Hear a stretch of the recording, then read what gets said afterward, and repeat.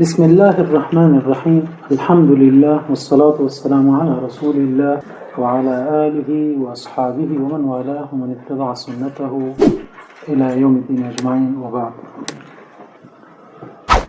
نن ورځ درس موږ تاسو د جهادي درسونو په سلسله کې دا چې افغانستان باید وپیژنو او افغانان وپیژنو او افغانانو چې څه کړي یا په اوس زمانه کې افغانان څه کوي په نړۍ کې د دوی کوم نقش دی دا درک کوی پیژنو نو بیا دا موږ تاسو ته معلومیږي چې د دنیا کافران ولې یو په بل پسې د افغانستان د نیولو هڅه کوي. کله انګريز راشي یو ور ماتي وخوري بیا راشي بیا ماتي وخوري بیا راشي درې ځلې انګريز راځي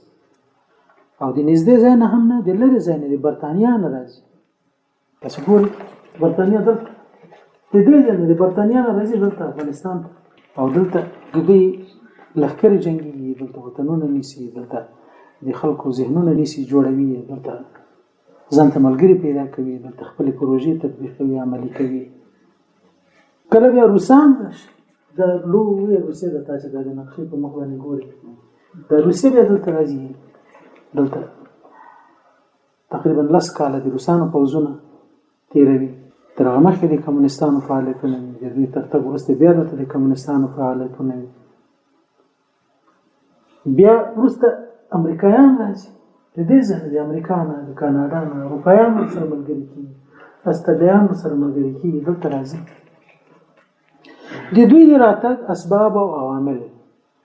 د دوی دلچسپي د دوی مقاصد او اهداف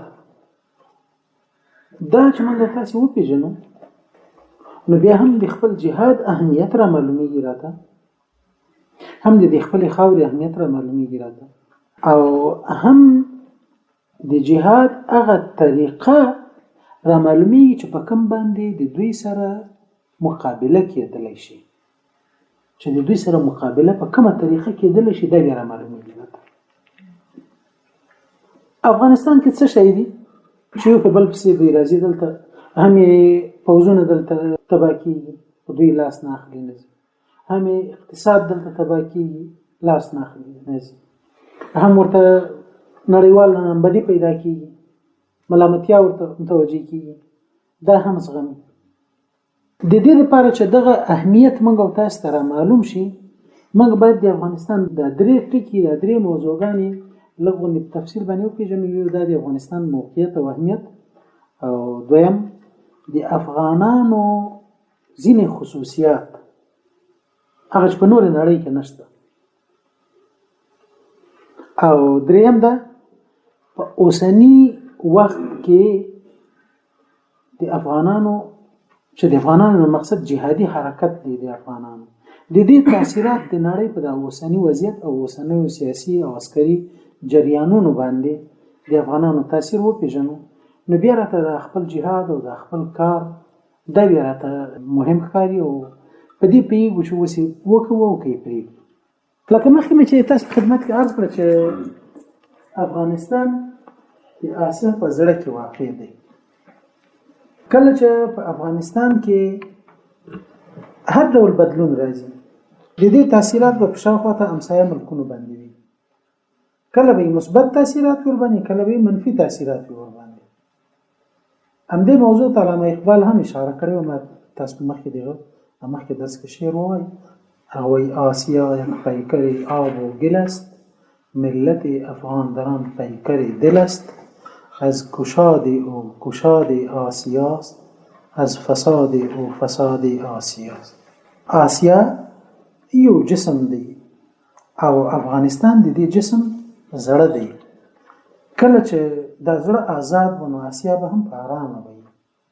او چې کله په دې زړه کې تشنج موجود و دلته کې مشکل موجود و د آسیا د نور شاوخوا ته هیوادونه ده به هم ناارام وي. د دې لپاره چې ځینې خاص ټکي د تاسو خدمت کې عرض کوم یو څو قدمه شاته زو افغانستان لږ د وروستیو پیړیو د وروستیو وختونو تاریخ ته لږ ورګرځو چې دا معلومات راته وشي چې انګریزان ولې راغلل، ولې دلته دا ځای نه و، روسان ولې راغلل، ولې دا ځای دلته نیول، او امریکایان اوس ولې راغلي دي او ولې دا ځای دلته نیولی دی یا دلته د نیولو کوشش کوي، او ولې دلته خپل مصارف کړي دي، ولې دلته خپل پوځونه راوستلي دي، ولې دلته په خپله خوښه باندې د نظام د جوړولو کوشش کوي، ولې دلته د خلکو ذهنونه په خپله ګټه باندې عیاروي جوړوي.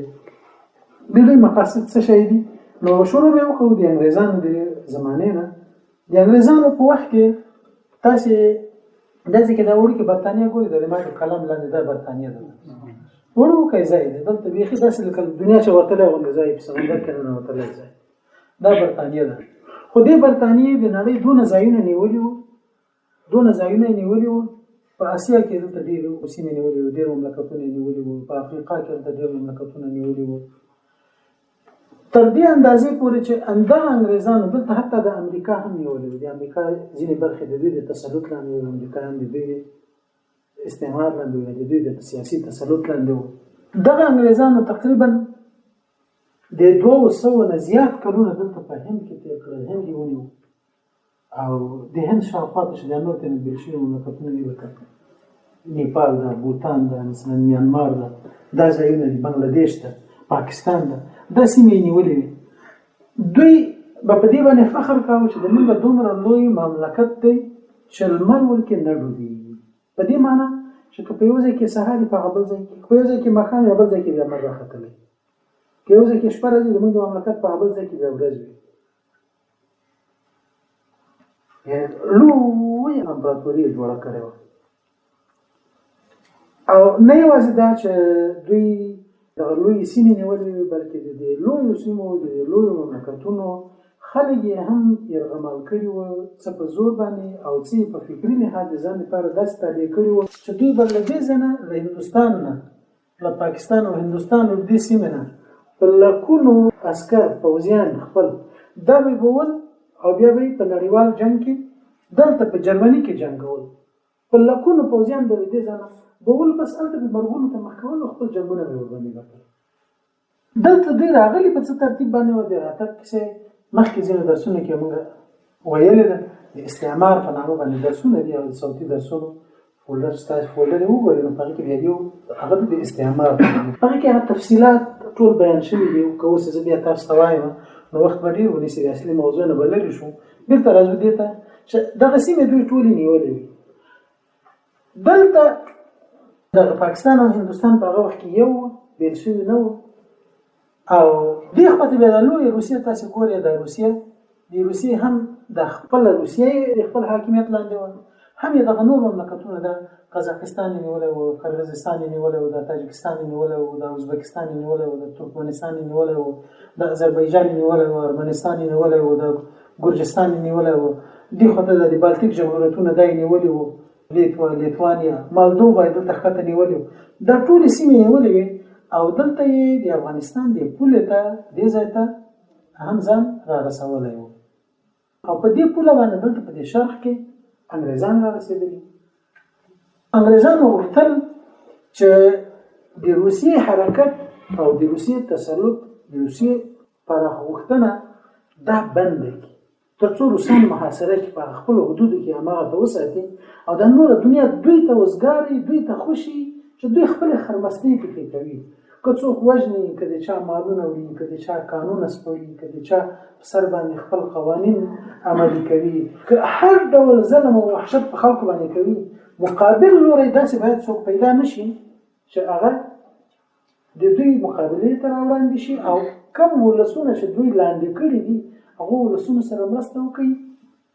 یا یې وهڅوي، یا یې تر څنګ ودرېږي، یا یې سیاسي ملاتړ وکړي چې د انګریزانو نه هغوی ځان آزاد کړي، ځان خلاص کړي. نو دوی کوشش کوي چې ان حتی د عامو یا پولو ته دلته د روسانو نږدې سیمې ته دلته ځان ورورسوي، د افغانستان لاندې کړي، تر څو چې بیا که وکولی شي اخوا ته روسیه نور د فشار لاندې ونیسي، نور روسیه اخوا ته د فشار لاندې ونیسي. په دې سیمه کې دلته د خپل پرمختګ، که هغه په عسکري لحاظ باندې ده، که په اقتصادي لحاظ باندې ده، که په فکري او سیاسي لحاظ باندې ده، نور یې وړاندې بوځي. یو مقصد دلته دا و چې د روسانو مخه ونیسي. نو ځکه یې غوښتل افغانستان ونیسي، او بیا د افغانستان خاوره د خیز د تختې په حیث لکه لامبو ته چې څوک حوض کې خیز وي بیا په تخته ولاړ تخته داسې جمپ وکړي بیا ځان تیار کړي او خیز ورواچي. افغانستان دغسې یو د خیز د تختې په حیث باندې استعمال کړي. دا یو هدف و. ځکه روسانو غوښتل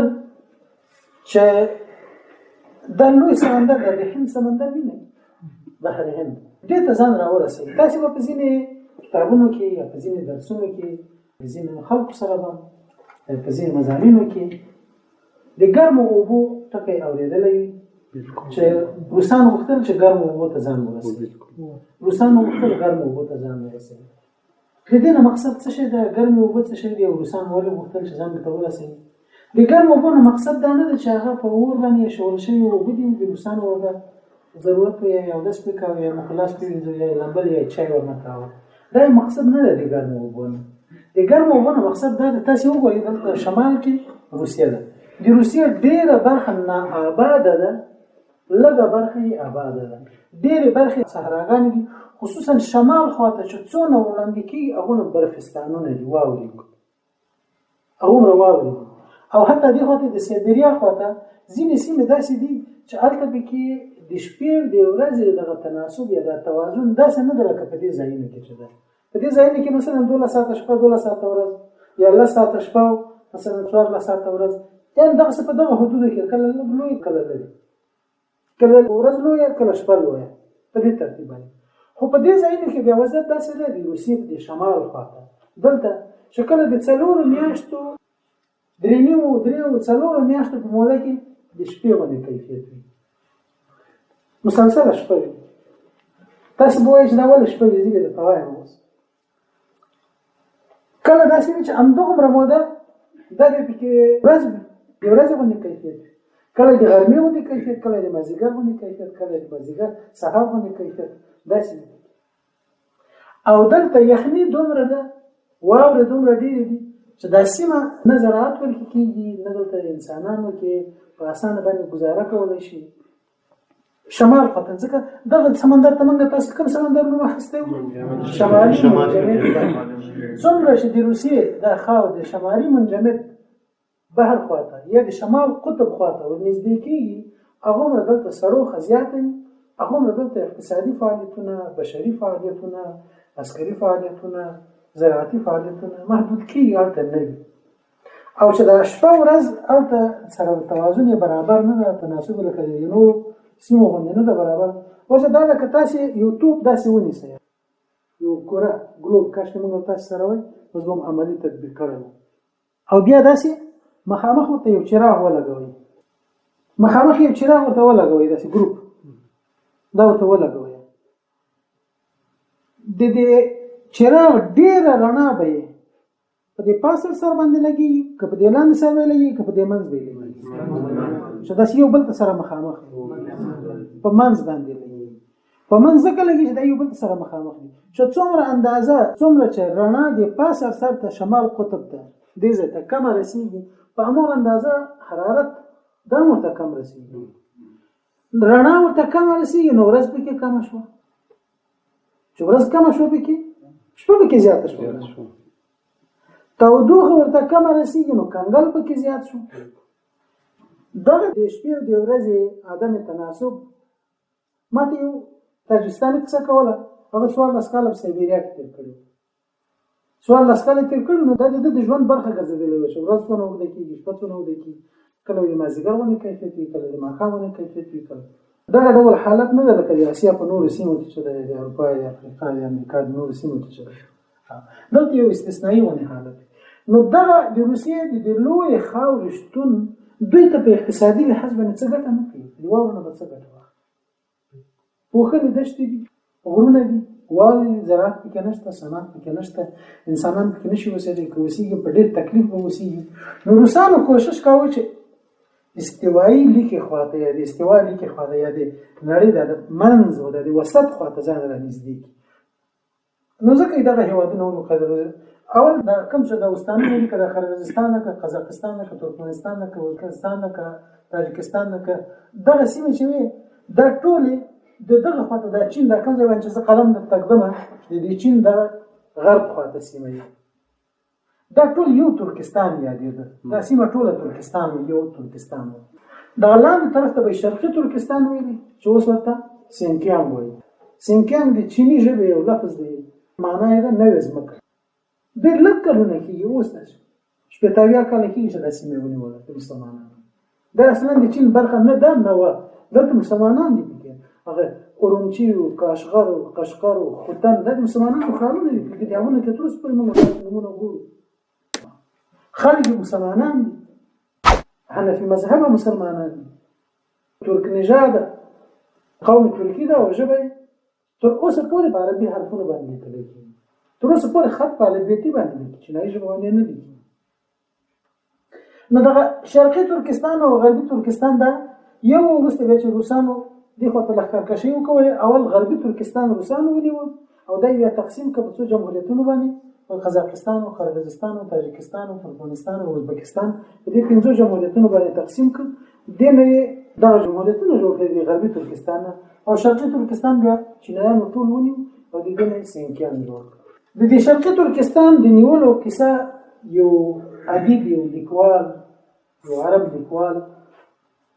په یو داستان کې، یو ناول کې کړ، ډېر خوب، ډېر عاطفي احساساتي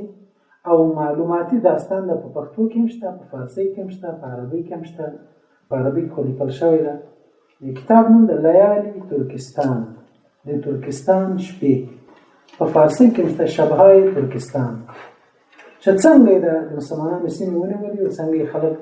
له دین محروم کړل، له مساجدو یې محروم کړل، له دیني شاعر یې محروم کړل، او څنګه ځینې خلک بیا راوتښتېدل هندوستان خواته، پاکستان خواته، بیا له دې ځایه عربي هېوادونو خواته راغلل، مکه مکرمه وغیره ځینې سیمې کې مېشت شول او ځینې په دې نورو ولسونو کې ماته جذب شول. د میر نسلام پسې وروسته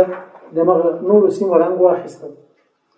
روسانو غوښتل د مرکزي سیمو خواته راشي، چې مرکزي سیمو خواته راتلل نو به یې قزاقستان نیولی و، قرغیزستان یې نیولی، ترکمنستان یې نیولی او تاجکستان یې نیولی، ازبکستان یې نیولی. بیرته دوی غوښتل دغه روسانو چې افغانستان هم ونیسي او د افغانستان نه وروسته بیا د دوی او د سمندر ترمنځ، د بحر هند ترمنځ بس یوازې دغه د پاکستان دا برخه دا پاتې کېږي، چې په هغه وخت کې دا سیمه د انګریزانو د تسلط لاندې وه. نو دلته د کشمکش سیمه و. انګریزانو غوښتل چې اخواته روسیې ته ځان نږدې کړي، د آمود دریا ته، تر څو روسان هلته محدود کړي، په خپلو پولو یې ودروي. او روسانو غوښتل دا ګرمې اوبه، معنا یې دا چې دا د سمندر اوبه چې ویلې اوبه دي، دا چې کنګل نه دي، دغه اوبه چې دا کښتۍ پرې چلېدلی شي، دغه تجارت پکې کېدلی شي، دغه چې استعمالېدلی شي د حرکت لپاره، په کنګلونو کې خو څه نه کېږي. نو د دوی مقصد د ګرمو اوبو نه هغه اوبه دي چې د کنګل په مقابل کې ګرمې دي، نه دا چې تپونه ونه پورته کېږي. دا یې مقصد نه ده چې تپونه ونه پورته کېږي یا په اور ګرمې شي، بلکې د کنګل په مقابل کې. روسانو غوښتل دې خواته راشي، انګریزانو غوښتل اخواته ورشي، دوی بند کړي او نور هم پسې وړاندې شي. نو افغانستان دلته د دغو دواړو لویو امپراتوریو، د روسیې د امپراتورۍ او د برټانیې د امپراتورۍ ترمنځ دلته یو د بفر زون یا یو حایل په حیث باندې، یو خالیګاه په حیث باندې دلته د دوی ترمنځ دا واقع وه. او هر چا غوښتل کوشش وکړي چې دا خالیګاه خپله ډکه کړي تر څو شهبل ته ځان ورنږدې کړي. نو انګریزان یو ځل راغلل، بیا راغلل، بیا راغلل، خو چې هر کله به راتلل دلته به د دوی د توقع په خلاف د افغانانو د مقاومت سره، د افغانانو د دیني او جهادي جذباتو سره د دې سره به مخ کېدل، ولسونه به ورسره راپورته شول، خلک به راپورته شول او تر خپله وسه پورې که به په نظام کې د دې توانایي و نظامونه به کله نه کله مخته ودرېدل، خو ډېره توره به چې کوله نو هغه ولسونه کوله او ملي غازیانو به کوله چې د ملت له منځه به راپورته شوي غازیانو اکثره به علما او قومي مشران دا خلک وو، د دوی تر شا بیا ولسونه او ځوانان دا به ودرېدل او بیا به دغه ټول وضعیت انګریزان دې ته مجبوره کړل چې هغوی په جنګونو کې ماتې وخوري او هر ځای کې ځوانان، هر ځای کې غازیان ورته راپورته شي. مثلا یوازې یو مثال زه درته وایم، په ځینې روایتو کې چې 100,000 پوځ د انګریزانو، ځینې کې 14,000 شاوخوا کې وو. په کابل کې دلته د انګریزانو فوج وو او په کابل کې چې وضعیت ورباندې خراب شو او له هغه ځای نه دوی مخ تېښته باندې شول. هلته وزیر اکبر خان او هغه ملګرو د دوی مشر مکناټن دا وواژه او دا پوځ د دوی غوښتل چې د کابل نه جلال آباد ته راشي. د کابل نه تر جلال آباد پورې تقریبا ټول 140 کیلومتره لاره ده. په دغه 140 کیلومتره لاره کې تر دې کم چې د خوږیاڼیو د اسارت په لاره باندې راځي، کابل په لاره باندې بیا داسې تیزین په لاره باندې بیا راځي کته جګدلک ته جګدلک نه بیا اسارک ته خوګانۍ ته سرخرود باندې جلال آباد ته راځي. په دې لاره باندې د کابل نه 14,000 پوځ را روانو خو چې جلال آباد ته را رسېدل ښار ته را نه ورسېدلي د سرخرود د ولسوالۍ د کوزه برخه کې چې د ښار مرکز ته ورنږدې ده د دې 14,000 انګریزي پوځ نه فقط او فقط یوازې یو فرد ژوندی پاتې و. دا نور د 14,000 پوځ په دې ټوله لاره کې ووژل شو. دا د لیکلو خلک سره په چا به په بیلچې ووژل، چا به د تناره سیخ ورپسې راخیستی و، چا به لور ورپسې راخیستی و، چا به ټوپک ورپسې راخیستی و، چا به توره ورپسې راخیستی و. 14,000 پوځ د کابل نه راوخوځېدل د 2 ساعتو لار ده اوس د موټر. دا د 2 ساعتو لار کې د 14,000 نه یوازې یو کس د ډاکټر برایډن په نامه باندې د جلال آباد ته ژوندی راورسېد. هغه هم ځینې خلک وایي چې غازیانو دی په خپله پرېښی و چې تر څو د خبر د ماتې خبر د خپل پوځ ته ووایي چې هغوی نور مرعوب شي او د وضعیت نه آګاه شي. ځکه په هغه وخت کې موبایلونه نه وو، تلیفونونه نه وو، د روابطو د اتصالاتو دغه وسایل نه وو. هغه په زخمي حالت کې رارسېدلی و جلال آباد ته. نو انګریزانو دلته وړاندې کېدل غوښتل او روسانو له هغې خوا ځان را وړاندې کېدل غوښتل. دلته هم د انګریزانو په خلاف باندې د افغانانو دینی جذبات څپاند ول، هم د روسانو په خلاف باندې د افغانانو دینی جذبات څپاند ول. دا یو سبب و چې ولې انګریزان را وړاندې کېدل او ولې روسان را وړاندې کېدل. دا یو سیاسي سبب دی. هغه د توسعه طلبۍ یا د کشور کشایي یا د مملکت لویونې یو اشتها که نور خلک مري، که نور خلک تباه کېږي، که هلاک کېږي، چې وطن یا د انګریز لاس ته ولوېږي یا د روسیې لاس ته ولوېږي. ځکه دا یو مسابقه وه. روسانو له هغې خوا نیول کول او انګریزانو له دې خواته نیول کول او ټول د مسلمانانو مملکتونه نیول. که په افریقا کې د مسلمانانو مملکتونه نیول، که په اسیا کې هم د مسلمانانو مملکتونه نیول. دا هند په خپله 1000 کاله مسلمانانو ورباندې حکومت کړی. دا نننی هندوستان چې د هندوانو د تصرف 1000 کاله په دې باندې مسلمانانو حکومت کړی. دا د مسلمانانو لوی مملکت و، د علماو، د مدارسو، د تالیفاتو، دلته لوی فتاوی لیکل شوي دي، دلته لوی علمي مرکزونه و، دلته د دین لوی مصلحین او مرشدین تېر شوي دي، د دې ځنه فتوحات شوي دي. په مختلفو دورو کې په مختلفو شکلونو باندې دلته د مسلمانانو د غزاګانو تاریخونه تېر شوي دي. دلته محمود غزنوي ورغلی، دلته محمد بن قاسم ورغلی، دلته اوس احمدشاه بابا ورغلی. دلته په هند کې په خپله لویې غزاګانې شوي د مسلمانانو د انګریزانو ترمنځ، د مسلمانانو د هندوانو ترمنځ. نو خلاصه دا چې انګریزانو د هند په شاوخوا کې دا سیمې نیولې وې، غوښتل چې افغانستان هم لاندې. روسانو په منځنۍ اسیا کې دلته دا استانونه نیولې، غوښتل چې افغانستان هم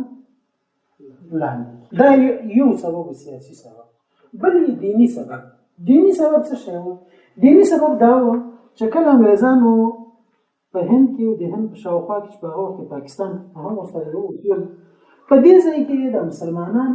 دومره وځپل، د دوی نظریات او افکار داسې وربدل کړل، د دوی نصابونه او کتابونه، د دوی اخلاق، د دوی سیاست، د دوی د ژوند بڼه، د دوی لباس، د دوی رواني روحي کیفیت داسې وربدل کړل چې نو په غلامۍ باندې راضي وو. لکه علامه اقبال وایي این غلام ابن غلام ابن غلام حریت اندیشه او را حرام. دا د هندوستان د شاوخوا سیمې خلک دا غلام د غلام زوی د غلام مسیح، یعنې 3 نسل ټول په غلامۍ کې تېر شوي. حریت اندیشه او را حرام. ازادي غوښتل وایي دا داسې یو فکر ده چې دوی په ځان باندې حرام کړی دی چې دا نه کړو، دا حرام ده. ازادي غوښتنه یې په ځان حرامه کړې ده. دې خلک په چورت کې نه دي. د دې سیمې د خلکو وضعیت داسې و چې هر څوک پرې راغلی تا سره یې مني. که به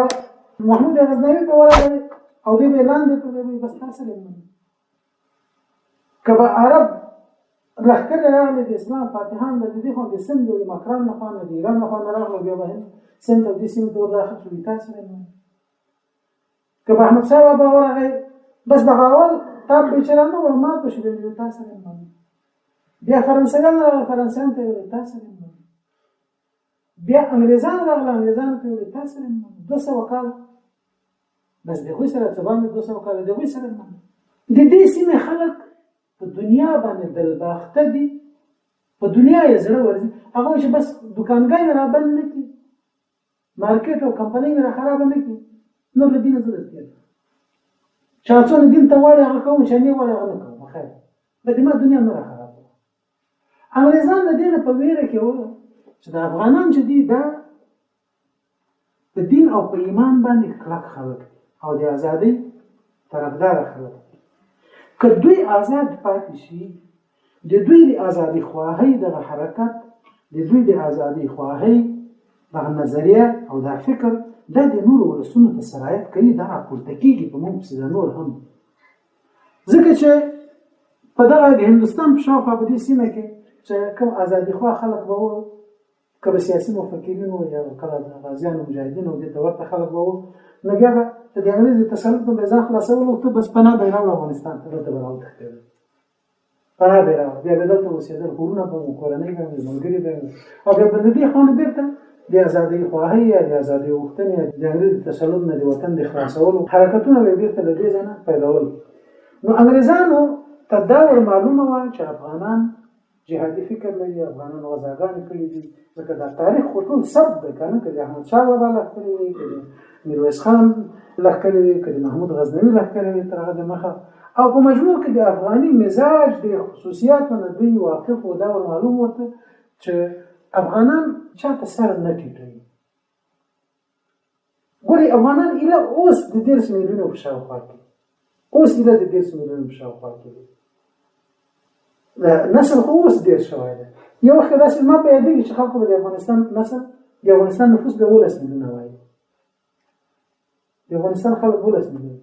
خو په هندوستان کې دلته تر 0 میلیونو اوس خلک زیات دي 200 میلیونه خو یوازې مسلمانان پکې دي 200 میلیونه دا پکې یوازې مسلمانان دي خو د انګریز په مقابل کې د کفر په مقابل کې د هندو په مقابل کې څه عکس العمل څه یو فکر څه یو تحریک څه یو نظریه څه یو حرکت څه یو اقدام څه یو مبارزه یو تحرک دی یو شی نشته بس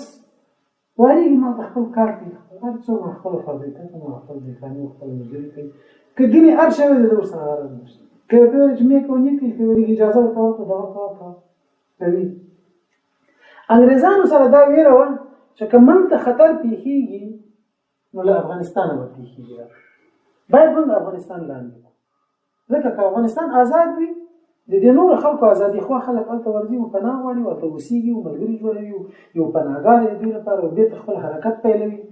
او څو ځلې دغسې اقدامات شوي هم دي تاریخ کې تفصیلات زه اوس تاسو ته نه وایم خو ځکه ضرورت نشته د اوس موږ تاسې د افغانستان په دې اوسني وضعیت باندې باید خبر وکړو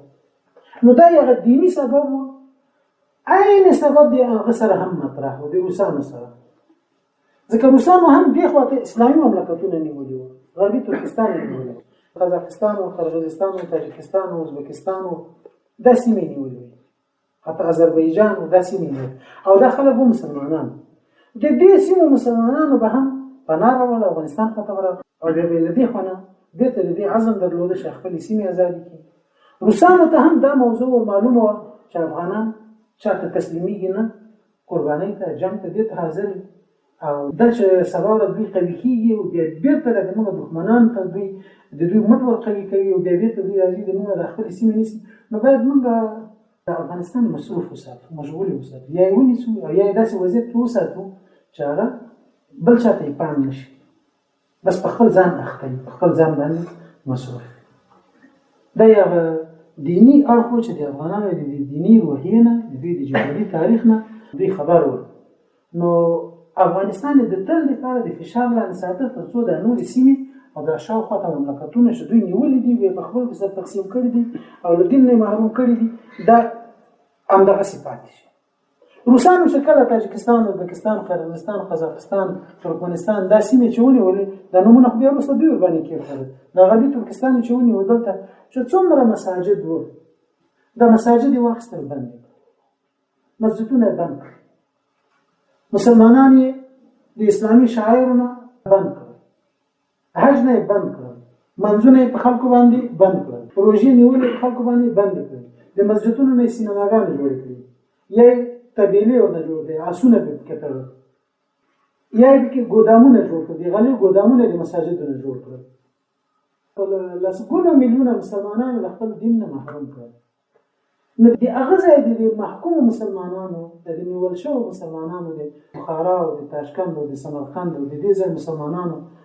د دوی به هیله او امید افغانانو ته کېده او د افغانستان د آزادۍ خواته د کتل شه دا خلک آزاد دي ګوند د دوی له موږ سره مرسته روسان دې ته متوجه وو چې باید دغسې وضعیت رامنځته نه شي. د انګریزانو د وخت خبره وروسته بیا کله چې د افغانانو جهاد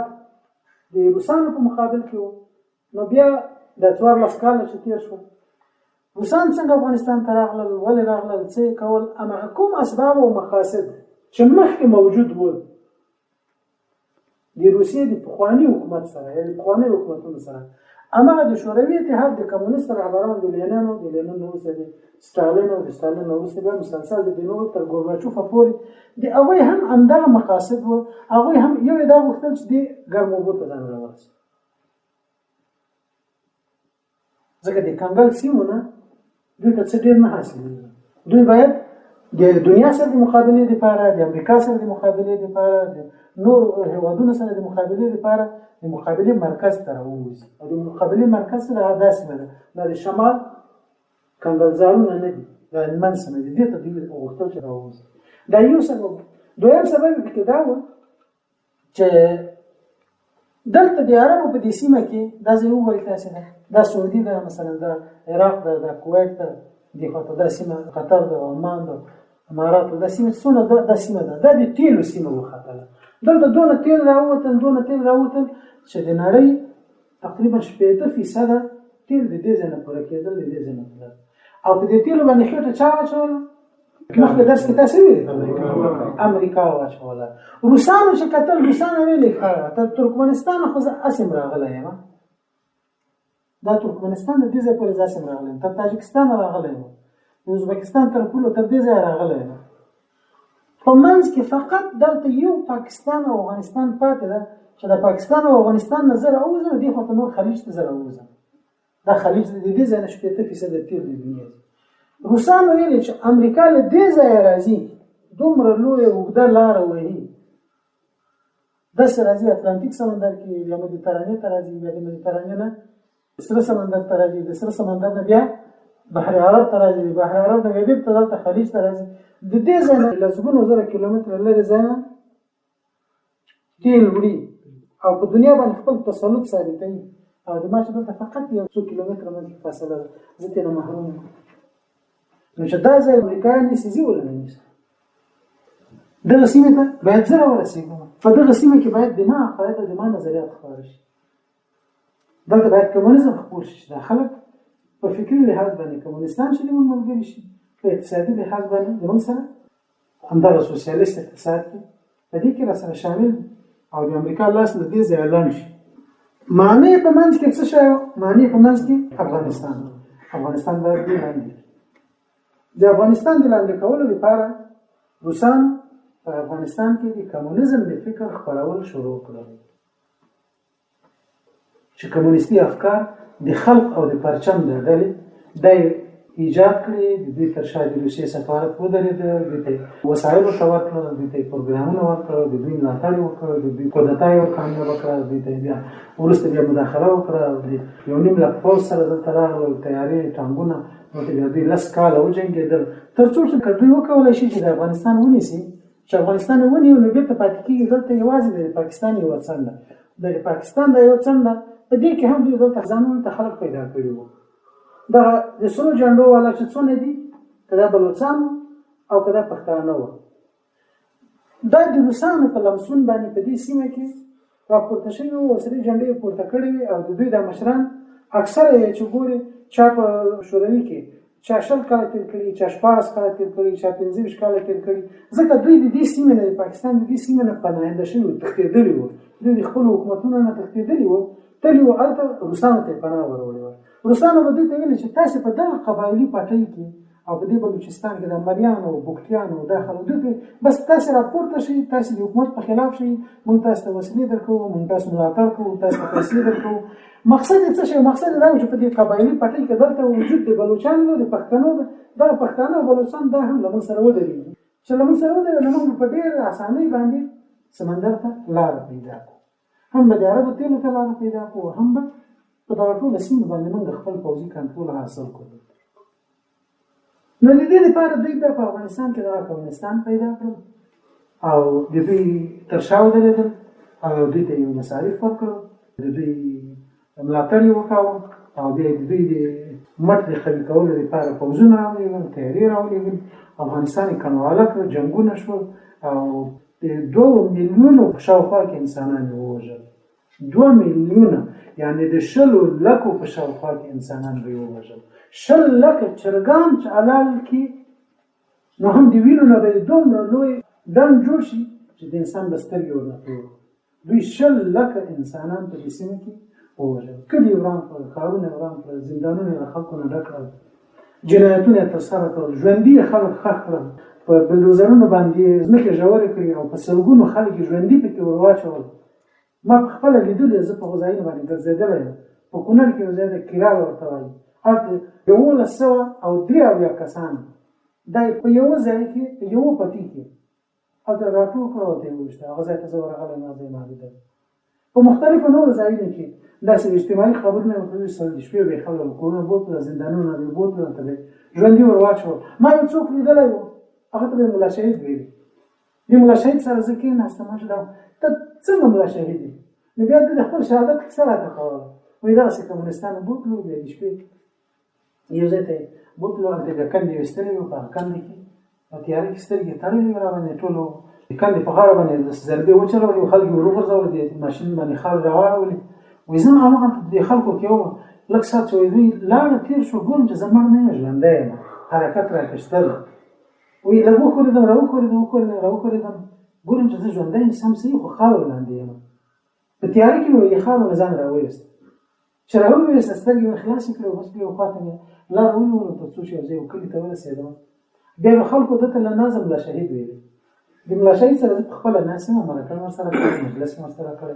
د خپل شهادت کیسې راته کړې. دغسې وایي موږ ژوندي ښخ کړو. نو روسانو دا وحشتونه دلته په دې سیمه کې وکول. دوی غوښتل چې افغانستان هم په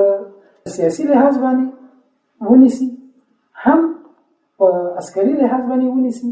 هم افغانستان د سمندر لپاره د دروازې په حیث باندې استعمال کړي، او هم دلته د عربو د تیلو دا سیمه ونیسي، هم د امریکا سره خپل د رقابت او د جګړې هغه میدان دغه سیمه جوړه کړي. چې امریکایان دونه له لږ ځای نه راځي دلته، نو موږ به ولې دلته نه ورځو؟ موږ باید تر دوی نږدې یو، دا ځایونه باید موږ اشغال کړو. نو دا د دوی اقتصادي او سیاسي هدف او دیني هدف هغه چې ما درته وویل چې دوی د مسلمانانو سیمې نیولې وي، هغوی له قرآن نه محروم کړي وو، مسجد نه محروم کړي وو، حج نه محروم کړي وو، اذان نه محروم کړي وو، روژې نه محروم کړي وو، د اسلامي نومونو نه محروم کړي وو، د اسلام چې څونه ارکان دی کې 80 کاله مسلمانان د دې نه محروم وساتل. 80 کاله مسلمانان د دې نه محروم وساتل. نو بیا دوی د دې نه په ویره کوي چې افغانستان په خپل وضعیت او په خپل آزاد حیثیت باندې ورته پاتې وي، نو د دې امکان شته چې دا مسلمانان بیرته د دې نه الهام واخلي او دا بیرته راپورته شي، د نن د خپل سیمې دا ونیسي. لکه یو وخت چې راپورته شول، که څه هم ازادي واخیسته، خو د اسلام په نامه باندې نه و. ځکه روسانو چې دلته د افغانستان اشغال کړ، د افغانانو د دیني حمیت او د دیني غیرت د دې نه دوی سم اندازه نه ولګوله. دوی داسې فکر کاوه چې دلته الحاد خپور شوی، کمونیزم خپور شوی، دلته کمونستانو په دې ولس کې دونه کار کوي چې نور د دین غنه څوک نه کوي، د دین په خاطر قربانۍ ته نه حاضرېږي. نو موږ په اسانه باندې افغانستان ونیسو. لکه د شرقي اروپا هېوادونه چې دلته ونیول، د یوګوسلاویا، د چکسلواکیا او دا ځایونه ونیول په اسانه باندې، بس ټانګونه مې پرې ورمات کړه، په یوه ورځ کې یا څو ساعتونو کې ونیول. داسې مملکت به و چې 2 ساعته کې ونیول، او 3 ساعته کې ونیول، او 1 ورځ کې ونیول، او 2 ورځې کې ونیول. دوی داسې ګمان کوي چې افغانان هم داسې، خو چې دلته راغله، دلته د عقیدې د زور سره مخامخ شول، دلته د قربانیو، د شهادتونو، د جهاد او د ایماني قوت سره د دې سره مخامخ شول، د الله د نصرت مجاهدینو سره مال و د دې سره مخامخ شول. جنگ 10 کاله اوږد شو. د 10 کالو د جنگ شاوخوا کې د دوی تر 500,000 پورې شاوخوا ته زخمیان شول، او لسګونو زره یې نور چې دوی تر اخره پورې شمېر چاته ونه ویلې، پوځیان یې ووژلی شول. روسان بیرته د دې ځای نه لاړل او په ځای باندې دلته کمونستان پرېښودل. کمونستانو بیا د دې په خاطر باندې چې د خپل نظام دلته ټینګ کړی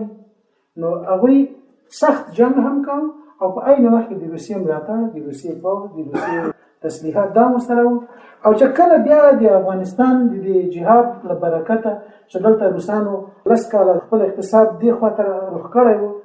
هلته به په روسیې کې خلک له لوږې مړه کېدل تنخواګانې به د خلکو کمېدلې خو دوی به د افغانستان حکومت دلته چلاوه بیا یو وخت کې اقتصاد هلته دونه کمزوری شو چې نور روسیې سقوط وکړ شوروي اتحاد سقوط وکړ او بیرته دلته 15 مملکتونو باندې تقسیم شو بیرته سره ټوټه شو روسیې بیرته روسیې پاتې شو دا نور رنګونه ګوري بیرته بیا د بدل شو قرغیزستان بیل مملکت شو قزاقستان بیل شو ازبکستان بیل شو تاجکستان بیل شو آذربایجان بیل شو ارمنستان بیل شو مالدویا بیل شو لیتوانیا بیل شو لیتوا بیل شو د مملکتونو ټول بیل شو روسان او لوی امپراتوري چې جوړه کړې و دا هم سره ټوټه شو او د افغانستان د جهاد له برکته د روسانو دغه لوی پلان چې دوی د افغانستان د نیولو بیا د افغانستان وروسته د عربي مملکتونو د نیولو او بیا د امریکا سره د مقابلې کولو لپاره چې دلته نیولې و دا د الله په فضل و کرم باندې د الله د فضل و کرم او د نصرت نه وروسته د مسلمانانو په قربانیو په شهادتونو او د مسلمانانو د ټینګ ایمان او د ټینګ مقاومت له وجې نه دا مات کړل او په دې ځای کې دلته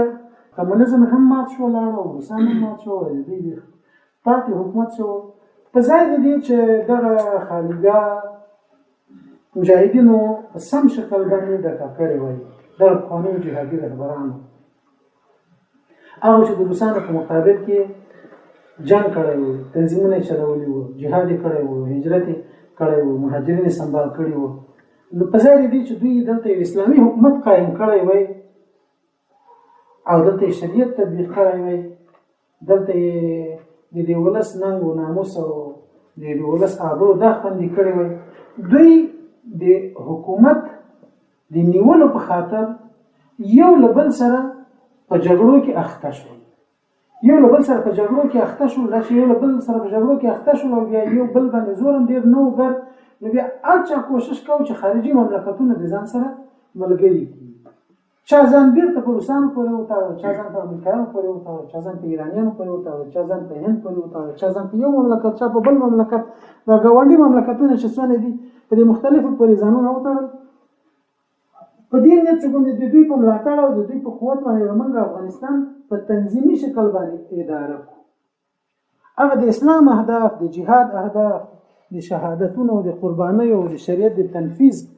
او د اسلامي نظام د جوړولو دا ورنه هیر شول څلور نیم کاله په خپل منځونو کې داسې وحشتونه وکول داسې جنگونه وکول داسې ظلمونه وکول داسې پاتوکونه جوړ کړل چې له تورخم نه بشکله یو ګاډي موټر د کابل خواته روانو نو په لار کې به تر 40 ځای زیات دوی ټیکس ورکاو تر 40 ځای زیات پاتوکونه ورته جوړ دي هر چا چې په هر ځای کې ځله ورابه ورسې به وغځول او پړه به وغځول بس هغه به د امپراتوري او چې څه زړه هغه به کول چې څونه پیسې به اخیستلې دا به کول وحشتونه ظلمونه بے حیايي د الکانو تختول د انجونو تختول د خزو کته کول د موټرونو دا وشول د کابل ښار رنګ شول مختلف نور ښارونه په خپل منځل کې سره رنګ کړل بیا یو وخت داسې جنگونه او داسې داخلي اختلافات سره وشول چې د کابل په ښار کې به یوازې په دې خاطر سره وجلای کېده چې ولې پوزه پیته ده پوزه ته به قتل کوي پوزه جګو پرې خو ده کوي پوزه پیته واجبې یا به قتل کوي پوزه پیته پرې خو ده کوي پوزه جګو واجبې دا موږ د خپل د سترګو لیدل حالات دي موږ د مشاهده حالات موږ ولیدل چې دا څه وشول موږ داسې په د کابل په ښار کې د مړو نه بم پخې اړولې او لار بمول په لار کې بدون ډیر مړي پراته ما په خپل سترګو باندې لیدل چې سپیو به د انسانانو غوښه خړلې خو څوک به نه و چې الته ورشي په مړي باندې یو څو بیل چې خاور ورواچي ځکه هغه په داسې ځای کې وژل شوی و چې د دوه متحاربو ډلو ترمنځ چې یو پټي او ویاله یو ځای کې لار کې وکړ چې څوک هم په غزا کې ښکارا کېده هغه به وشتل کېده نو چې ځان خطر سره نه مخامخ کاوه ما به ورته کتل چې سپیو به د انسانانو غوښه خړلې بل ورځ مې په خپل د ګناهګار سترګو لیدل چې سپین اډو کې ښکارا شو غوښه ورنه ختم شو سپین اډو کې الته په ځای باندې پراته خو څوک نږدې کېدای نشول دا د دې جهادي تنظیمونو چې د خپل ځانونو ته مجاهدین وایي، د دې رباني، د دې سیاف، د دې حکمتیار، د دې حزب وحدت، د دې خلکو ترمنځ د مسعود د دې خپل منځو کې دغه ډول وضعیت، وطن هم خراب کړ، دین هم بدنام کړ، د جهاد نتایج هم په اوبو باندې لاو کړل، د کفارو سره بیرته انډیوالۍ ملګرتیاوې دا هم بیرته شروع کړې، د خلکو ناموسونه، د خلکو عفتونه، د خلکو زامن، د لونې دا هم بې آبرو شوې، بې پته شوې، د خلکو مالونه د کابل په ښار کې به خلک وژلی کېدل، د خلکو ښځې به نیولی کېدې، بیا به بول کېدې او هلته به بیا وژل کېدې. زه تاسو ته یوازې یوه قصه کوم، تاسو به په خپله پوه شئ چې څه وحشتونه هلته تېر شوي. ما ته یو سړي په خپله قصه کوله، په خپله یو پوهنتون استاد هغه راته قصه کوله، وایي زه په فلاني مجلس کې د فلاني و فلاني صاحب سره ناست وم، چې بیا یو بل سړی ناست و راسره میلمه په دې مجلس کې، او په دې مجلس کې د دې میلمه نه پوښتنه وکوله چې څو دې پوره کړي تر اوسه. وایي هغه ویلي چې 250 مې پوره کړي او 250 راته پاتې، او که 250 مې پوره کړي 250 راته پاتې. ومو چې څنګه چې څه شی دې پوره کړي، دا څه خبره وه؟ بیا ویل چې خبره به دې خپله وکړي درته. بیا دې سړي په خپله راته قصه وکوله چې د کابل په غرب کې د ما کور و، هلته داخلي جنگ شروع شو د حزب وحدت او د اتحاد د سیاف د ډلې ترمنځ. جنگونه شروع شو او د جنگونو داسې رانږدې کېدل، کلي سوځول، رنګول، یو بل سره وژل او جنگي خطونه رانږدې کېدل. په کوم ځای کې به چې سنیان وو شیعاګانو ته نږدې، هغوی خپلې کډې کورونه پرېښودل، بله خوا یې کډه وکړل. په کوم ځای کې شیعاګانو سنیانو ته نږدې وو هغوی خپلې سیمې پرېښودې لاړل. و یو ورځ جنګ ډېر رانږدې شو او د ما د کور تر څنګ د یو شیعه کور او وایي ډېره ښه ګزارۍ راسره کړې وه، ډېره موده سره یو ځای زندګي وه، کلیوالي وه، همسایه‌توب وایي دا هم کاوه. نو بیا وایي چې دا د هزارهګانو د شیعهګانو پوځیان چې د سنیانو سیمې ته رانږدې کېدل، د سیاف د ډلې د سیمې ته رانږدې کېدل، وایي خلک تښتېدل، خو موږ دلته غافلګیره شو، کور و، بچیان وو، موږ یو خوا ته کډه نه وه کړې. وایي په دې کې د همسایه مې راته راغی، دروازه یې راوټکوله چې تاسو د موږ همسایهګان یاستئ، نیکان خلک یاستئ او دا جنګ را روان دی، د موږ هزارهګان له غېږ را روان دي، هسې نه چې تاسو ته به ډېر خطر ورسېږي، ضرر به درته ورسېږي، تاسې د موږ کور ته راشئ، د موږ په کور کې کښېنئ او موږ خو هزارهګان دي، موږ ته څه نه وایي، باندې تاسو ته هم څه ونه وایي.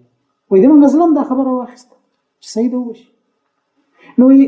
ورغلو، خپله ښځه او بچیان مې ځان سره واخیستل، له خپلې دروازې ووتو، د دوی کور کې کېناستو. چې کېناستو وایي زه په مېلمانخانه کې کېنولم. ګورې دا کومه داسې افسانه نه ده، دا د هغه چا خبره ده، د هغه چا سره چې پیښه شوې او زما ترمنځ فقط یو راوي دی، بس ژوندی دی، اوس هم د کابل په یو پوهنتون کې استاد دی، عالم دی، سپینګیری سړی دی،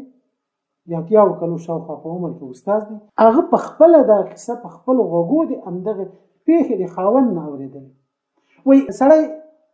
راغی، زه حجره کې کېنولم مېلمانخانه کې، بس یو ساعت نیم چې تېر شو، پورته شولم چې زه څه بندوبست وکړم، تاسو یې خوړو ډوډۍ موډۍ. وایي لاړه ووته، داسې نیم ساعت شاوخوا ته غایب و، زه په دې حجره کې ناست یم. وایي څه چیغې پیغې مې واورېدې، د ماشومانو چیغې، ژړا غوندې اواز. بېرته راغلم کېناستم، وروسته یې سړی راغی، زه کېناستم، ما سره هم ناست دی. په دې کې یې کیسې راته کولې، نو بس عادي کیسې کوي. وایي غرمه شوه، ډوډۍ یې راوړه،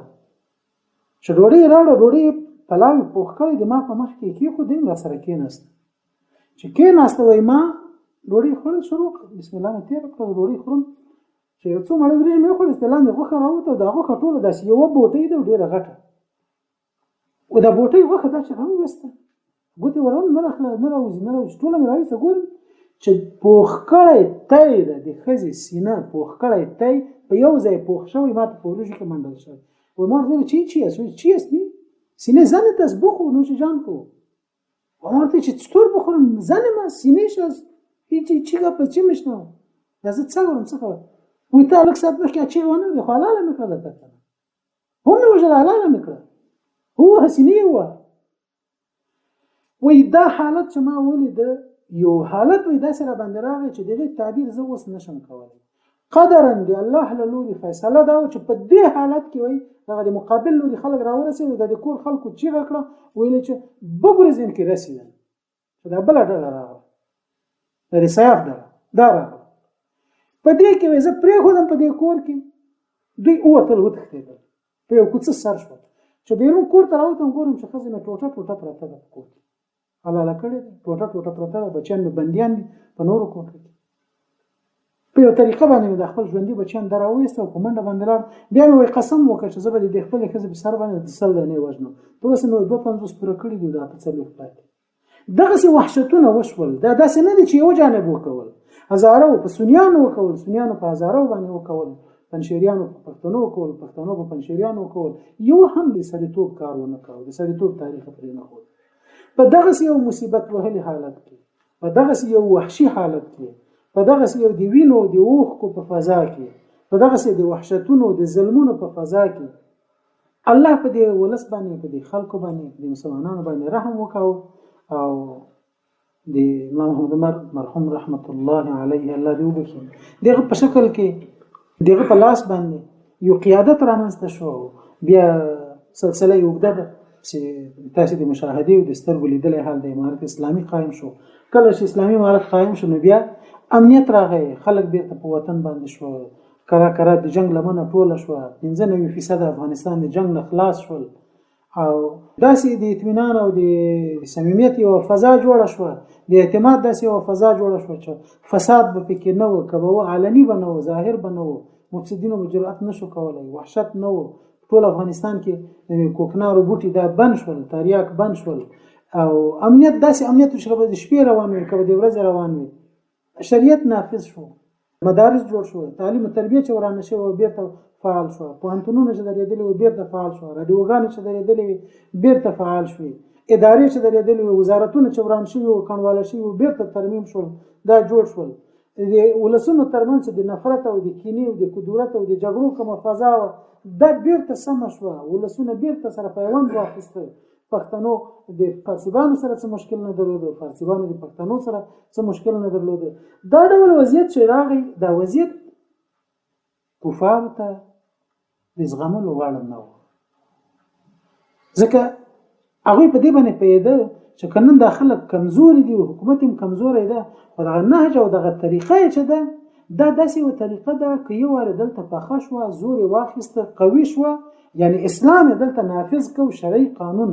دلته یې نافذ شو، بیا دغه شرعي قانون خلکو ولیدو، د ده په ګټو باندې پوه شول، نو دا د شاوخوا سیمو خلک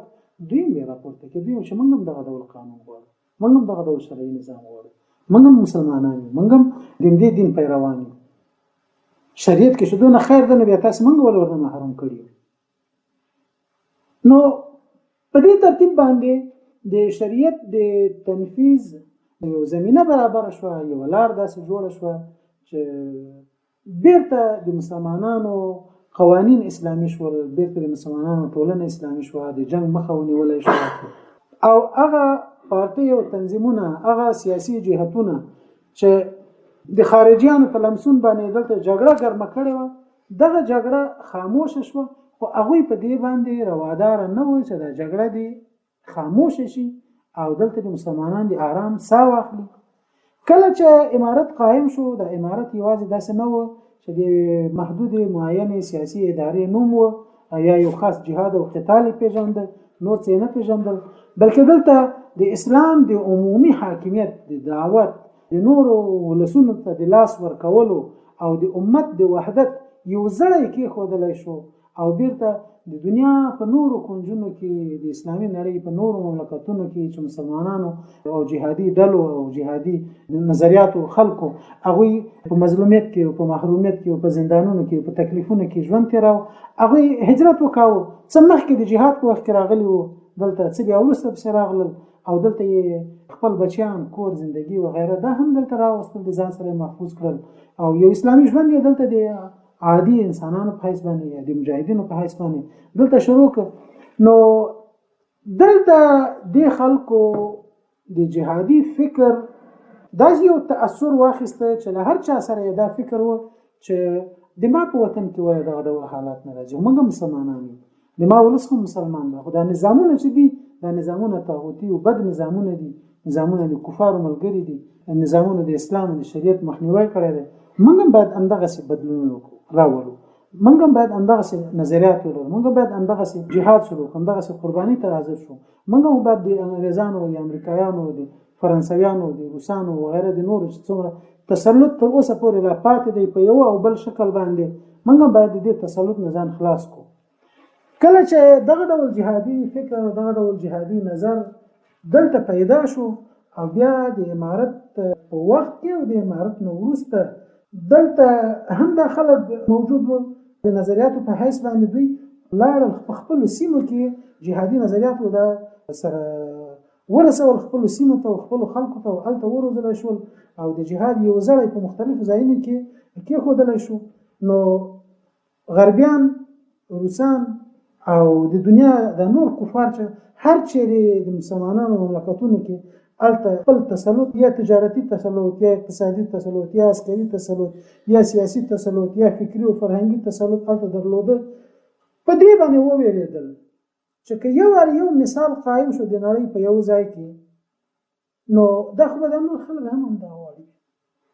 څوک به نن غواړي څوک به سبا غواړي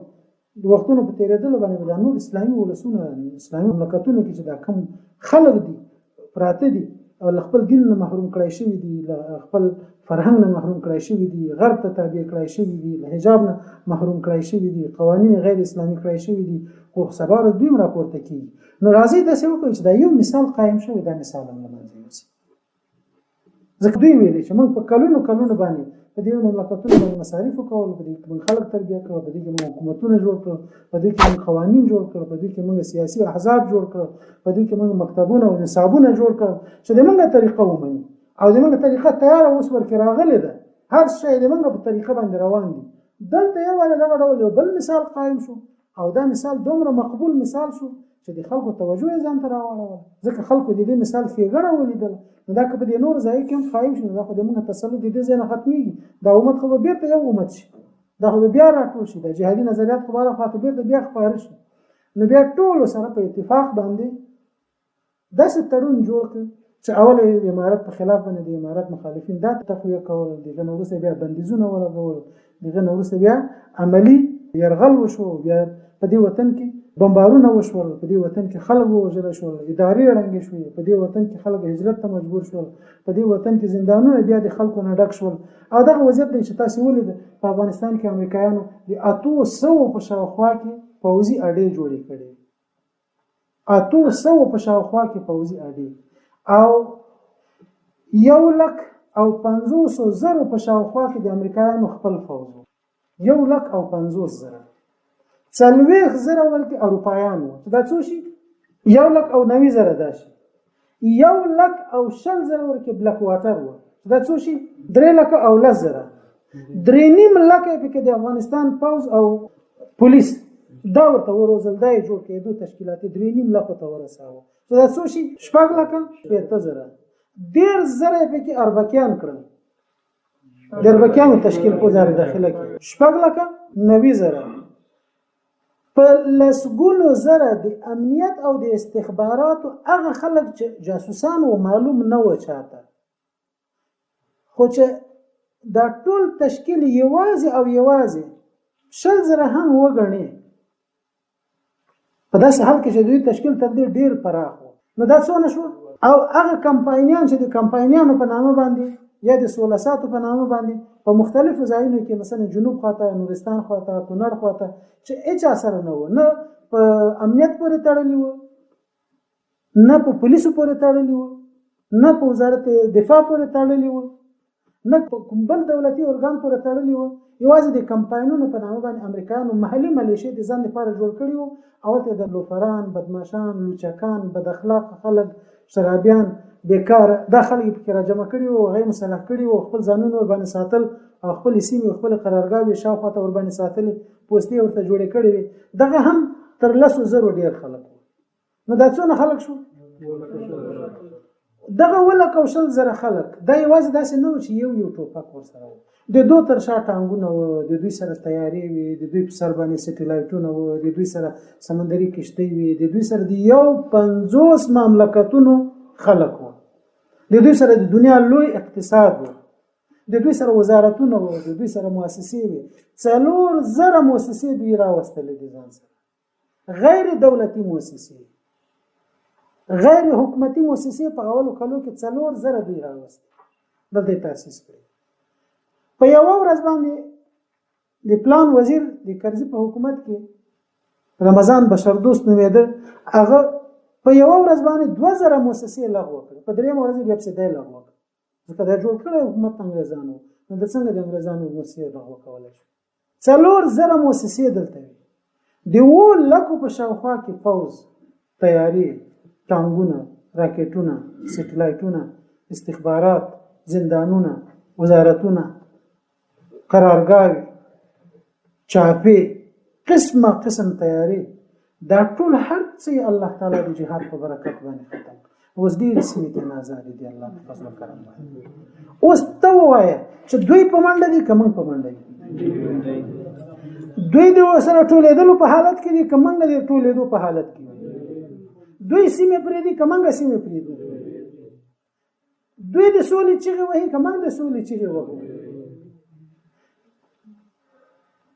چې دا معجزه نه بولو، د الله لوی نصرت یې نه بولو، نو څه به یې بولو؟ د 2.5 لکه فوز په مقابل کې داسې ځوانان ولاړ دي چې غیر د خپلو غوښو اړوکو نه بل څه نه دي. یو زوړ زنګ وهلی ټوپک چېرې لري، که مرمۍ ور اچوي نو یو وارې په زنګانه سولی، یو وارې په خاورو سولی چې زنګونه ترې وتوږي. دغه وضعیت امریکایانو ته، انګریزانو ته، روسانو ته، چینایانو ته، د دنیا یو کافر ته د دغه ډول ولس زغمل ورته ممکن نه دي. څنګه دوی داسې یو ولس وزغمي چې هغه د 2 لکه فوز په مقابل کې درېږي او مقابله کوي، په داسې حال کې چې دوی د مسلحو خلکو شمېر په ډېر تکلیف باندې تر 140,000 نه رسېږي، چې 140,000 نفر په یو وخت کې په ولایاتو کې مسلح موجود دي د مقاومت د طالبان. دا ولس په مجموع کې ټول مجاهد دی بالقوه، خو بالفعل چې د چا ټوپک په وګه ده هغه ایله 140,000 کسان کوي. دوی خو له 15,000 بولي، کله 15,000 بولي، کله چې لږ ښه شي بیا یې 15,000 پورې بولي، خو چې 40,000 بولي نو د 40,000 خلکو په مقابل کې چې 50 مملکته او د 2 لکو په شاوخوا کې مسلح خلک د ماتې خوري، وطنونه پرېږدي، قرارګاوې پرېږدي، یخربون بیوتهم بأیدیهم وأیدی المؤمنین، خپل قرارګاوې څه یې خپله ورانې کړې، څه مسلمانانو ور ورانې کړې. نو ته ووایې چې دا جهاد د کامیابۍ په طرف روان دی که نه دی؟ یقینا دا جهاد د کامیابۍ په طرف باندې روان دی، خو دغه ډول وضعیت دوی ته د منلو وړ نه دی. چې د منلو وړ ورته نه دی نو دوی باید یو بدلون راولي، دوی باید د خلکو په ذهنونو کې بدلون راولي. علاوه د دې نه د افغانستان د خلکو یو خصوصیت بل دا ده، د جهادي خصوصیت ترڅنګ چې اروپایانو، امریکایانو د دنیا نه د نور ټول ولسونه په فرهنګي لحاظ، په سیاسي لحاظ، په اخلاقي لحاظ په ځان پسې روان کړي دي. که تاسو د دنیا هر مملکت د خلکو لباس وګورئ، که هغه چینایان دي، که هغه روسان دي، که هغه مالیزیان دي، که اندونیزیان دي، که هندیان دي، چې څومره خلک وګورئ د ټولو خلکو په شروع کې پخوا هر چا خپل ملي لباس درلوده، خپل رنګ او شکل درلوده، خپل یو خاصه صبغه او بڼه درلودله. اوس د دنیا ټول خلک دغه پتلون واغوندي، د غربیانو لباس اغوندي. د فرهنګ په لحاظ باندې د دنیا خلک هغه چینایان دي، که روسان دي، که استرالیایان دي، که خپل اروپایان دي، که امریکایان دي، که افریقایان دي، د دنیا هر ځای، حتی عربان دي، دا ټول چې ګوري دوی په د فرهنګ په لحاظ، د لباس په لحاظ، د جامې په لحاظ، د رسم و رواج په لحاظ په ځان پسې روان کړل. اسلام یې لرې کړل، د ځان پسې روان کړل. یوازې افغانان بچ دي تنه تر اوسه پورې په دې ټوله دنیا کې یوازینی ولس چې تر اوسه په خپل ملي لباس باندې هغه چې 100 کاله مخکې اغوسته، هغه چې 1000 کاله مخکې اغوسته، هغه چې تر اوسه پورې ولاړ یوازې کېدای شي په ډېر مشکل باندې 2% خلک د کارونو بدل کړي. هغه په دې خاطر باندې چې مجبوریت د مکتب کې به پتلون نه پریږدي، په دفتر کې به پتلون نه پریږدي، او یو نیم کس به پتلون په دې خاطر باندې اغوسته چې ولدینکاری کې نجاری کې ګلکاری کې چې خپل کالی خیرن نشي. له شوقه نه غوندي څوک دوی د دې ولس فرهنګ بدل نه کړای شو، دوی د دې ولس اخلاق بدل نه کړای شو. په دنیا کې د غرب همدغه اخلاق چې د کوم ته دوی شخصي ازادي وایي چې د انسان زړه څه غواړي هغه به کوي، هیڅ حلال حرام پکې نشته، هیڅ محرم او نامحرم پکې نشته، که لوڅ ګرځي که پټ ګرځي، که شراب خوري که زنا کوي که لواطت کوي که هر شی کوي، دا ورته خپل شخصي ازادي دی، ولما سره د چا کار نشته. یوازینی ملک او یوازینی ولس چې هغه خپل اخلاق باندې دینی اخلاق باندې ولاړ ده، په خپل رسم او رواج باندې ولاړ ده، په خپل اخلاقی او دینی معیارونو باندې ولاړ ده، هغه تر اوسه پورې افغانان دي. دا دوی ته د زغملو وړ نه ده. دوی داسې ګڼي چې د افغانستان په دې ټوله دنیا کې یو ناتسخیر شوی جزیره ده، یو داسې جزیره ده چې نیول شوی نه ده، د نور ټول د منګ رنګ اخیسته ده. چینایان که په سیاست کې را سره مخالف دي، په لباس کې متابع دي، که په اقتصاد کې را سره مخالف دي، په سیاسي نظریه کې یا په عقایدو کې متابع دي، ځکه کمونیزم یو اروپایي نظریه ده او چینایان کمونستان دي. کمونیزم خیر سره منله، کمونیزم یو اروپایي نظریه او تطبیق شوی په چین کې. نو دوی وایي چې د دنیا ټول خلک منګه په ځان پسې روان کړ، یوازې افغانان پاتې دي چې دوی د منګ رنګ نه اخلي. خو چې دوی د منګ رنګ نه اخلي نو خو دوی د منګ مخالفین دي، دوی د منګ طریقه نه مني، د منګ اخلاق نه مني، د منګ قوانین نه مني، د منګ نظام نه مني، د منګ بالادستی نه مني، منګ ته د استاد او د محترم شخص په حیث باندې نه ګوري. باید دا خلک بدل کو، دا یو بدلون راوړي. د دې بدلون لپاره دوی څه کوي؟ دغه باندې بل ګرست خبر درته وکوم. د دې نه راځي علاوه بل دې خبرې ته چې په افغانستان کې اوسنۍ دلچسپي د دوی څه شي دي، د امریکایانو ولې دا دومره ټینګ دي، ولې ځینه ولې کډې نه کوي، ولې دلته خپل جنگ ته دوام ورکوي، ولې مصارف کوي، ولې د افغانستان په اردو باندې په میلیارډونو مصارف کوي، ولې د تعلیم تربیه په وزارت باندې په میلیارډونو مصارف کوي، ولې دلته د دې ټول ادارې او د دې ټول نظام بودیجه 90% په خپل غاړه باندې اخلي، 90% بودیجه په خپل غاړه اخلي. څو ورځې مخکې تاسو ولرئ چې اشرف غنی نه پوښتنه وکړه چې غربي مرستې په تاسو باندې بند شي نو تاسو به څو ورځې دوام وکړئ؟ شپږ میاشتې خو په عسکري لحاظ باندې دوام وکړو، 3 ورځې د نظام د چلولو په لحاظ باندې، ځکه چې میاشت پوره شو تنخواه به خلک غواړي او موږ سره تنخواه شته نه، چې تنخواه چاته نه ورکو، د دې میاشتې هم نه ورکو، د راتلونکو میاشتو هم تمه نشته ده، نو بیا ولې خپل پولې پټي ته نه ځي، خپل مزرې نجارې ګلکاري ته نه ځي، بیا ما سره څه کوي چې پاتې کېږي؟ ولې امریکایان دلته د جنګ ته دوام ورکوي؟ په دې باندې ولې ټینګار کوي؟ دلته راځي په دې باره کې تاسو خدمت کې څو ټکي عرض کړم. هغه دا چې دوی د افغانانو دغه ایمانی قوه، د افغانانو دغه اخلاقی برتری، د افغانانو دغه جهادي حیثیت، د افغانانو د ټولنې دغه په خپل منځو کې همدردي، د اسلام سره مضبوط تړاو، د قربانۍ لپاره آمادګي، د جهاد او د شهادت لپاره آمادګي،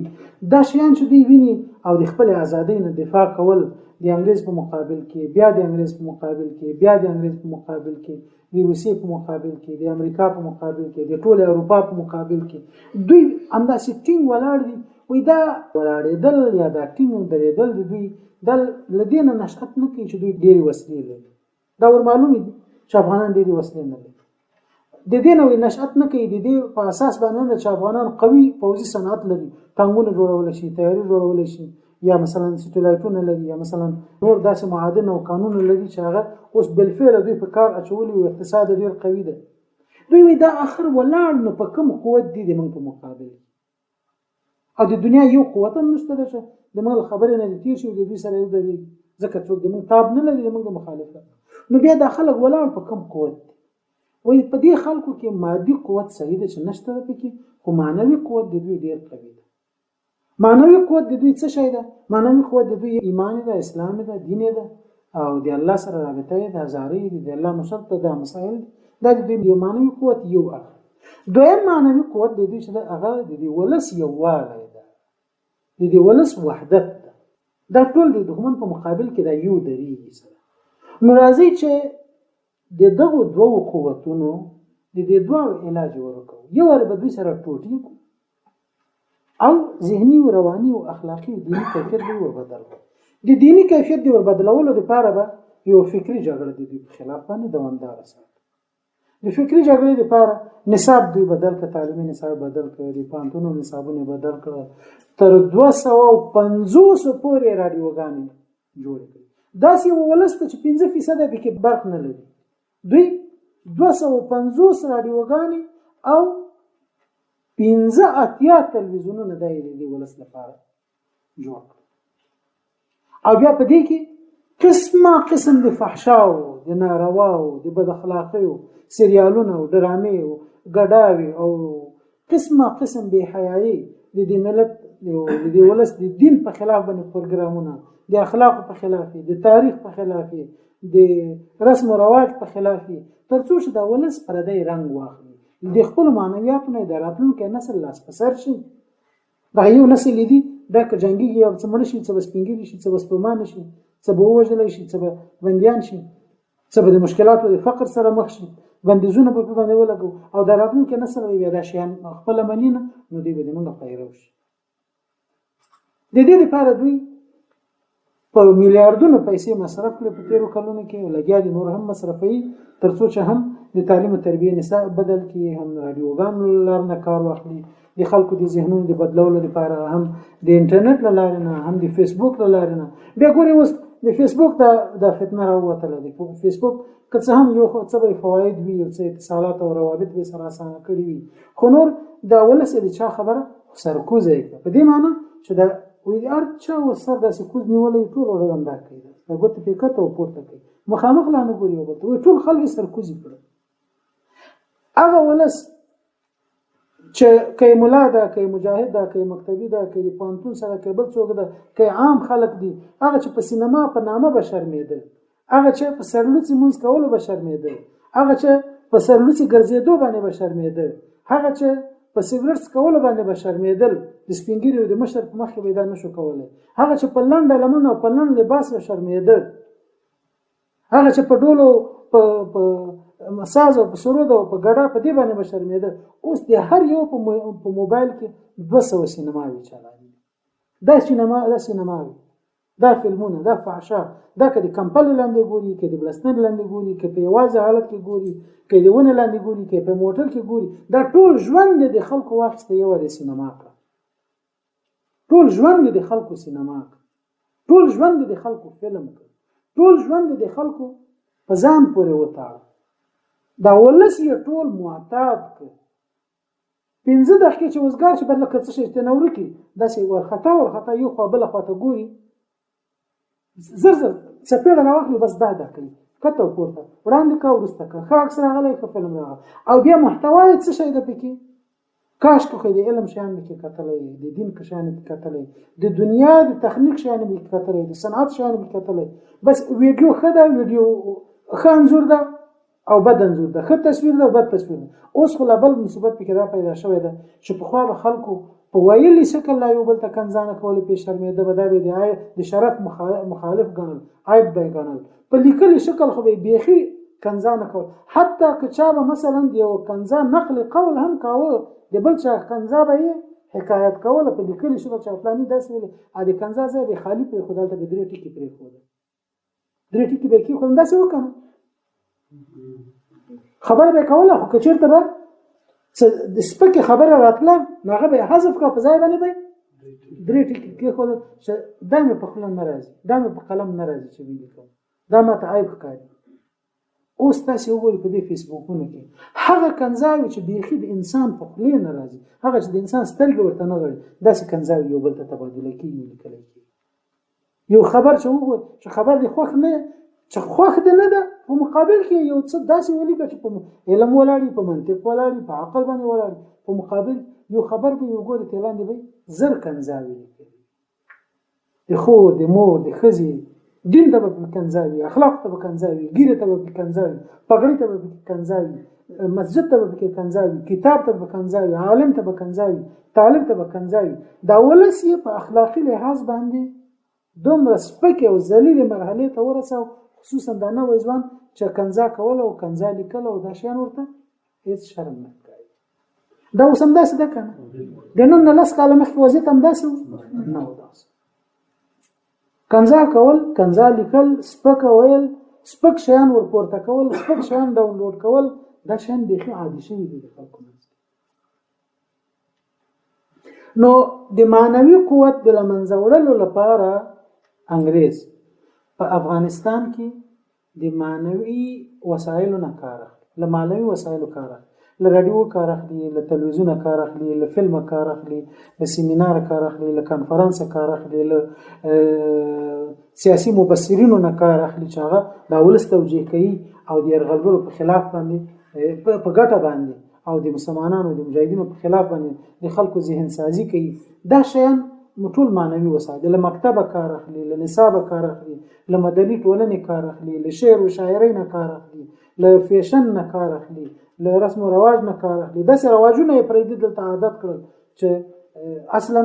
د خلکو بیخي ورته ضرورت نشته ده خو په لکونو مصارف په باندې کوي مثلا په کور کلی کې چې ته به چا کوزده واده وکړي نو په غوړ باندې ټول کلی خلک خوشاله وو څوک به د دې وجه نه خوشاله و چې خېخي او دوستي شوي ده خادي کور ته راغلي څوک به د دې وجه نه خوشاله و چې نن خو بل خیر سره ګډه مړه نن به خپلا وخور نن به شوله وخور ځکه د فلاني واده ده اوس ودونه سره په هوټلونو کې کړی او بیا په دې کې مسابقه کول په داسې ترتیب باندې چې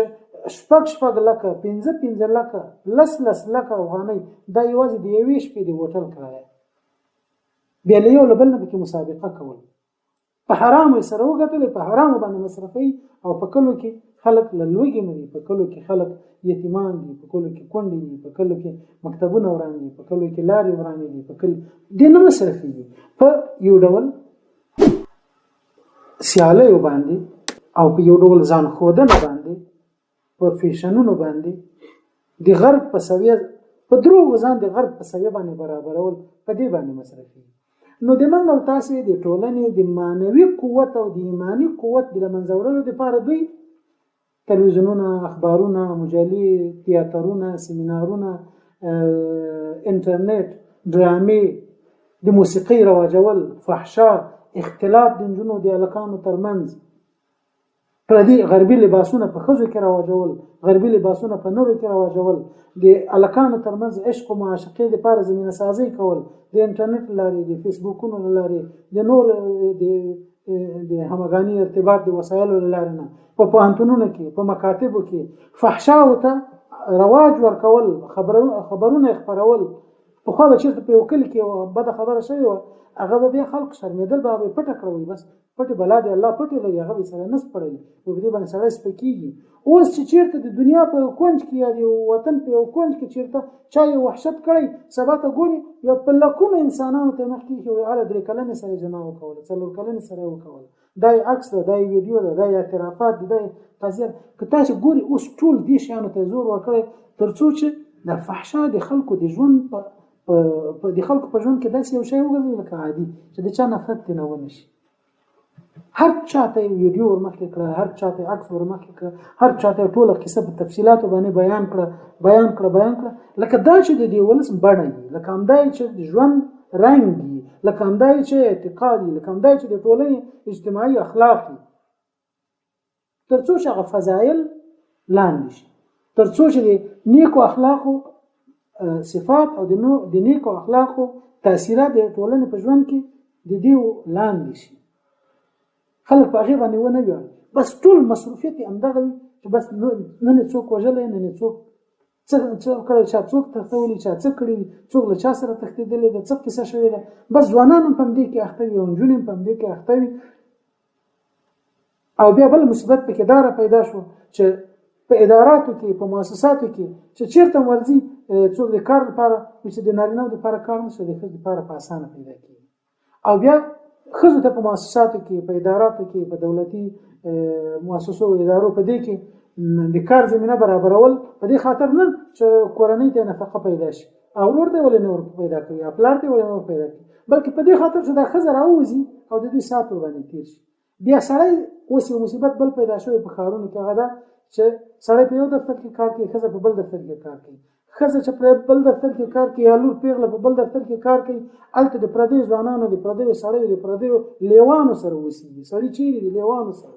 یو ورځ دوه ورځ درې ورځ بله ورځ خامخا جنجال پېښ شي چې جنجال پېښ شي هلته په کور کې سړی په خپل ښځې باندې بدګمانه شي سړی بیا یا په بل دفتر کې د بل چا له لور او ښځې سره هلته کیسه روانه کړي ښځه پرې باندې بدګمانه شي اوس د طلاقونو یوه څپه رالوتې ده چې کورونه ورانېږي بچیان بې موره کېږي بې پلاره کېږي او د خلکو اجتماعي ژوند سره د تنابونه یې شکېږي غوڅېږي ښځه له سړي طلاق اخلي سړی له ښځې طلاق اخلي ښځه چې سړي سره جنجال شي بس منډه شي د امن کور ته ځان ورسوي دا د امن کور ده هلته بس یوازې امریکایي بیا ورسېدی شي افغان بیخي ورسېدی لا نه شي هلته بیا خارجي مؤسسې ورسېدی شي پلار یې نه شي ورتلی مور یې نه شي ورتلی قوم یې نه شي ورتلی څوک یې غوښتنه او مطالبه نه شي کولی وایي بس دې د امن کور ته ځان رسولی بل څوک نه شي ورتلی دوی بیا ورتلی شي نو د دې ټولنې اجتماعي جوړښت دا ماتوي د ټولنې ایمانی قوت دا ختموي د ټولنې اخلاقي لوړوالی دا ختموي دی هغه د قوت یو اړخ د معنوي قوت او بل د معنوي قوت اړخ چې ما تاسو ویل چې د ولس یووالی او اتحاد ده د هغې دپاره دوی اوس یو پروګرام شروع کړی د وخت رای شروع کړی تطبیقات یې کرار کوي هغه ده دوی غواړي چې افغانستان درې ټوټې کړي افغانستان درې ټوټې کړي او بیا یو د بل په خلاف باندې په جګړو په اختلافاتو په جنجالونو کې ګرم کې واچوي او بیا دې ته وهڅوي چې هر یو د دې خارجي جهت نه خارجي قوت نه مرسته وکړي چې بس ما سره پاتې شه او تاسو سره پاتې کېږم خو ته به ما ته راکوي څه د بل مقابل کې به تا دفاع کوم ته به راکوي څه زه به نه تا ته څه درکوم تاسو سره خو ډېر څه شته د ځمکې لاندې ډېر څه پراته دي د ځمکې په سر هم ډېر څه پراته دي قانون دي معادن دي دا شیان دي بس موږ به یې راوباسو که موږ به یې راباسو د تاسې برخه به موږ کوو نو د دې لپاره چې د افغانستان د ټوټه کېدو لپاره زمینه سازي وکړي ذهن سازي وکړي نو بیا د خلکو ترمنځ اختلافات راپارولي دي او یو د بل په خلاف باندې راپورته کوي زه تاسو ته فقط یو څو مثالونه درکوم دا څه معنا لري چې د 13 ولایتونو والیان په یو امضا باندې بدلیږي او را بدلیږي نن د فلاني ځای والی سبا د فلاني ځای بل په کور ناست او د یو ولایت والی د ټول نظام نه شي لري کولای ټول دنیا دې نشي لري کولای د امریکا د رئیس جمهور معاون د راځي په کې مداخله دي کوي یا د گزارې ورته کې چې بس تاسو سره گزاره وکړي جوړ شي د ملل متحد نمائندگان ورته د جوړې خبره ورته کوي کوالی وي خو چې کم ځای کې نظام ټاکي الته دی ولایت کوي او کوالی نه وي بل څه وي نو بیا د چا په زور باندې دونه ولایت مثلا دوی وسلوي خونه په شمال کې اتا ته وایي چې ته ټینګ شه دوی ته وایي ګوندر نبیل نشي هغه ته وایي څوک د پورته نشي کتلی نو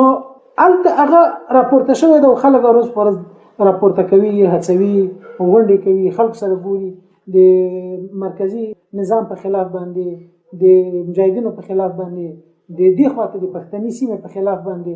د خلکو عواطف او احساسات راپاري په پښتنو سیمو کې بیا نور بدبختان پیدا کړي دي هغه بیا د شمال د خلکو په خلاف باندې چار کړي دي ترڅو چې تر یو وخت پورې د خلکو ترمنځ د اختلافات وچلېږي او بیا لکه مخکې چې پېښ شو چې د شمال نه پښتانه وشړل شي د نور سیمو نه نور خلک وشړل شي د وخت په تیریدو چې د تعصبات زیاتېږي اختلافات زیاتېږي بیا یو وخت د لفظي اختلافات د په جنجالونو کشمکشو په وژلو تړلو په دې باندې سره منتج کېږي دغه نه وروسته بیا یو وخت داسې راشي چې کډه کولو ته مجبور شي یو بل شړلو ته مجبور شي یو بل ځمکې ونیسي د بل باغونه ونیسي په دې شمال کې اوس دا پیښې شوي دي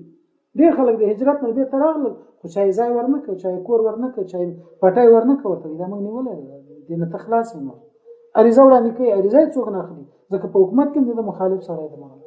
نو دغه ډول وضعیت شي نو بیا به داخله کې د بل سره په خپل جنگ ته آماده شي یا ذهن دې ته آماده شي چې بس گزاره مې نه کیږي دې وطن کې وزم که پښتون خپل پښتني سیمه ته وزم که تاجک خپل تاجکي سیمه ته وزم که ازبک خپل ازبکي سیمه ته وزم په طبيعي ډول باندې داخله یو له بل نه د نفرت او یو له بل نه د لری کېدلو یو لار ونیسي. دوی غواړي افغانستان داسې تقسیم کړي. د افغانستان دغه شمالي سیمې چې څومره دې خواته تاسې ګورئ، د شمالي سیمې د افغانستان یا د هندوکش نه اخواته سیمې او بیا همداسې پسې راځه داسې تر هراته پورې په دې سیمې پورې دا سیمې دوی یو یونټ یا یو مملکت یا د یوې بېلې برخې په حیث باندې د دوی په نظر کې د دوی لپاره د سیاسي احزابو، د خلکو، د ولسونو، د ځوانانو په قومي لحاظ او په ژبني لحاظ د هغوی ذهن سازي کوي. هغه ته وایي چې هلې بس تاسې خراسان ډېر وایي،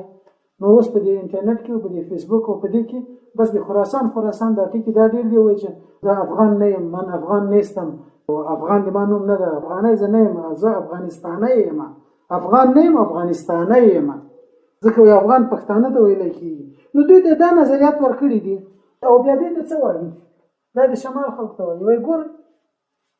په افغانستان کې چې په کوم ځای کې تیل او نفت دي هغه تاسې سره دي. شمال کې د امو دریا ده، د نفتو حوزه شته چې له بدخشان نه تخار نه دغسې شروع ده تر فاریابه پورې د نفتو حوزه شته، وایي دا د تاسې سره ده. د افغانستان تر ټولو ودانې سیمې او د زراعت په لحاظ باندې هوارې سیمې ډېرې سیمې چې دي،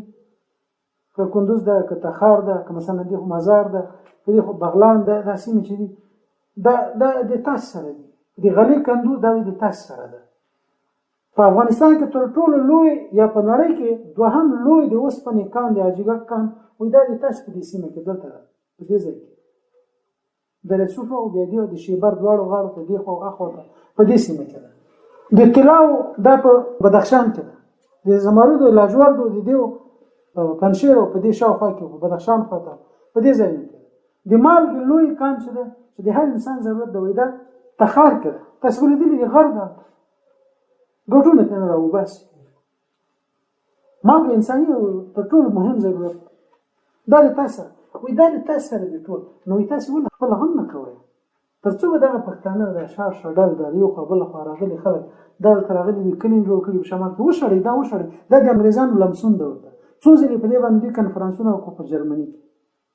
د امریکا د کانګرس غړي هغه راغلل، هغوی تر شا ودرېدل، هغوی تشویق کړل ورته چې تاسې خپل قانونه خپل کوي، خپل سیاسي واک خپل کوي.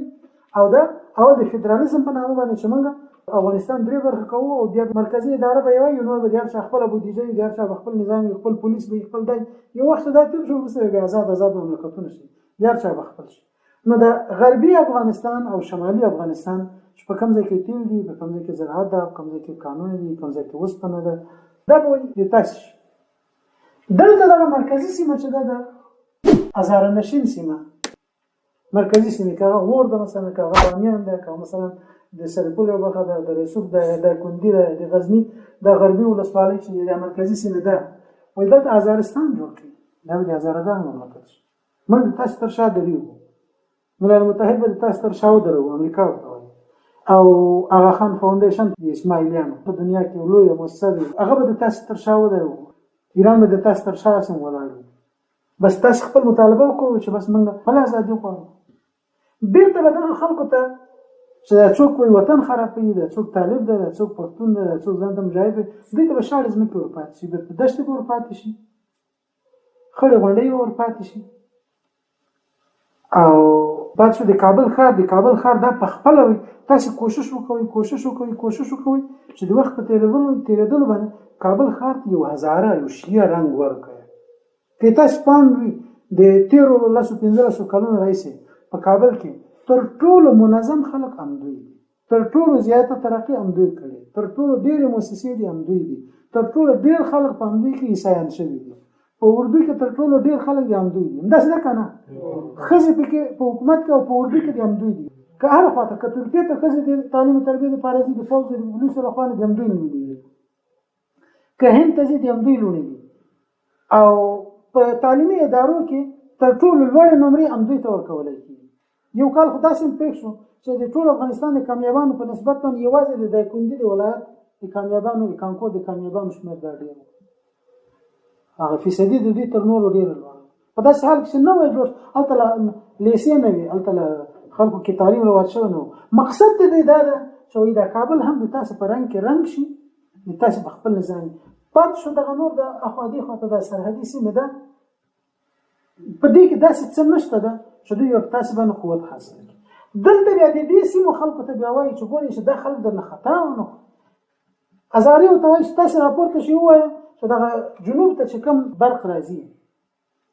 دا برق د داسې په سالنګ باندې نه راځي، هسې د په دریسوب باندې راشي بامیانو ته، د بامیانو نه بیا بیرته میدان ته راشي، میدان نه بیرته بیا په جلیزو باندې راشي ارغندې ته، ارغندې نه بیا کابل ته راشي، کابل نه بیا بیرته خوست ته لاړ شي، غزني ته دې لاړ شي، پکتیا ته لاړ شي، پکتیکا ته دې لاړ شي، لوګر ته دې لاړ شي، کندهار خواته دې لاړ شي، دې خواته دې بیا لاړ شي، خو یو ول دې په بامیانو باندې راتاو شي وایي په دې باندې ټینګ شي الې چې څه شي جنبش روشني دې کوي شی ورته وایي روشني راپورته شي مظاهرې وکړي وژل وکړي تړل وکړي حکومت تهدید کوي دا وکړه مقصد څه شی ده خلک ورته وایي حکومت ورته وایي چې خو تاسو څونه برق ته ضرورت ده دا بدل کړو نه دا ټول برق په زموږ په لار تېرېږي تر څو چې رسوي چې زموږ په لاس کې د نور خلکو باندې موږ خپل زور وچلوو چې کله هم طبیعت ورته خراب شي وچې بند د دوی به فابریکه ولاړه کور به یې تیاره څای وچه پټه یې ماشین یې ولاړ دوی باید موږ خپل زور ومنو امریکایانو ته دا غربیانو ته وایي دا مطالبه ټینګه کړئ چې موږ خامخا دا برق په دې لارې باندې غواړو په لنډو یې نه لا پرې تیار را رسېدلی برق چې ور سالم ته راورسېده خبره که نه نو خو یو چارهکار پاتې کېږي بېرته قرهباغ ولسوالۍ او نور بیا کابل ده په اواره لار باندې نه را پرېږدي وایي هسې په غرونو باندې یو ور یې دریسوب ته وخېژوي بیا یې شیبر غره ته وخېژوي بیا یې بامیانو ته راکښته کوي بیا یې د بامیانو په غرونو کې او په شیلو کې او په ناونو کې په دې کې وګرځوي راوګرځوي بیا یې بېرته په سیاحت باندې راکښته کوي جلیزو ته بیا بېرته یې کابل ته راوړي مقصد یې څه شی دی مقصد یې دا ده چې د افغانستان د نور خلک د تاسې داسې د فشار لاندې راشي چې اړخ سلامي درته ویل چې څه د موږ برق خرابېږي چې کله هم چاته طبیعت خرابېده بس یې وچ پورې بندوي ولې داسې شیطاني چلونه ورښیي پښتنو ته بیا وایي چې بس تاسې خو پاچاهي کړې ده دا نظام خو د تاسې ده احمدشاه د تاسې و میرویس خان د تاسې و هله پښتونیزم ده هله افغانیزم په ملا پسې لعنت وایه په طالب پسې لعنت وایه هله دا دهشتګرد ده دا د ما دښمن ده او ده دا چل کړي ده هغه کړي ده د پنجاب غلام ده دا ده هغه ده اس آی ده بس پښتنو ته بیا دا خبرې په خوله کې وایي تر څو د خلکو ذهن سازي داسې وکړي چې د افغانستان درې ټوټې یو د خراسان په نام یو د ازارستان په نام او یو بیا د پښتنو د سیمې په نام دا ګورې د دښمن توطیه ده ولې دا کار کوي ځکه هغوی په دې پوهېږي چې کله افغانستان متحد و او سره یو و انګریز ته یې ماتې ورکړه چې کله سره یو و روسي ته یې ماتې ورکړه چې کله دا ولسونه سره یو دي همغه مجاهد هم په بدخشان کې شته هم په تخار کې شته هم په نیمروز او په هلمند او په کندهار کې شته همغه یوه خبره همغه یو مکتوب همغه یوه امضا همغه یوه قومنده هر چې د چلیږي نو چې دا خلک سره یو وي خو دا لمونږ ته یې ماتې د دې لپاره چې د دې د معنوي قوت هم ختم شي مات شي د وحدت دی نو راځه دا خلک په نژادي لحاظ باندې او په سمتي لحاظ باندې او په لساني لحاظ باندې تقسیم کا اول یو د بل په خلاف چارج کا چې یو بل ته ښه ډېر بد سره ووایي تر دین او ایمانه پورې سپکې ورته ووایي دا اوس دې مرحلې ته رارسېدلې ده خبره تاسو به وینئ په فیسبوک کې انټرنیټ کې په مختلفو سایټونو کې چې ګورئ یو بل په خلاف باندې تبلیغات روان دي او دا هر یو خپله بودیجه اخلي د سفارتونو نه او د خارجي مؤسساتو نه یو USAID د امریکا د لوی نړیوال پراختیایي مؤسسې نه د راډیوګانې هم دغه هغه اخلي مؤسسات هم اخلي د دوی ته سیاسي کارپوهانو ته تلویزیونونو ته راځي ولس ته نظریه ورکوي او یو د بل په خلاف باندې خلک چارجوي دا هر یو بېلابېل نوکر دي هر یو بېلابېله اجنډا اخلي هر یو بېلابېله بودیجه اخلي د غربیانو نه تر څو د خلکو ذهن سازي داسې وکړي چې ووایي چې یاره نوره ګزاره نه کېږي یو له بل سره ګزاره نه کېږي دوی ته وایي تاسې دا راوشړئ دوی ته وایي تاسې دا وشړئ یو د بل په خلاف یې سره لاس و ګرېوان کړي او بیا په خپله ووایي چې بس نور ګزاره نه کړي زه سره تقسیم به یې کړو چې تقسیم یې کړي بیا به یو موټی شي دوی په خپل ځان کمزوري خارجي قوت ته محتاج دوی په خپل ځان کمزوري خارجي قوت ته محتاج دوی په خپل ځان کمزوري خارجي قوت ته محتاج نو راځي په دې طریقه باندې سره دا کمزوري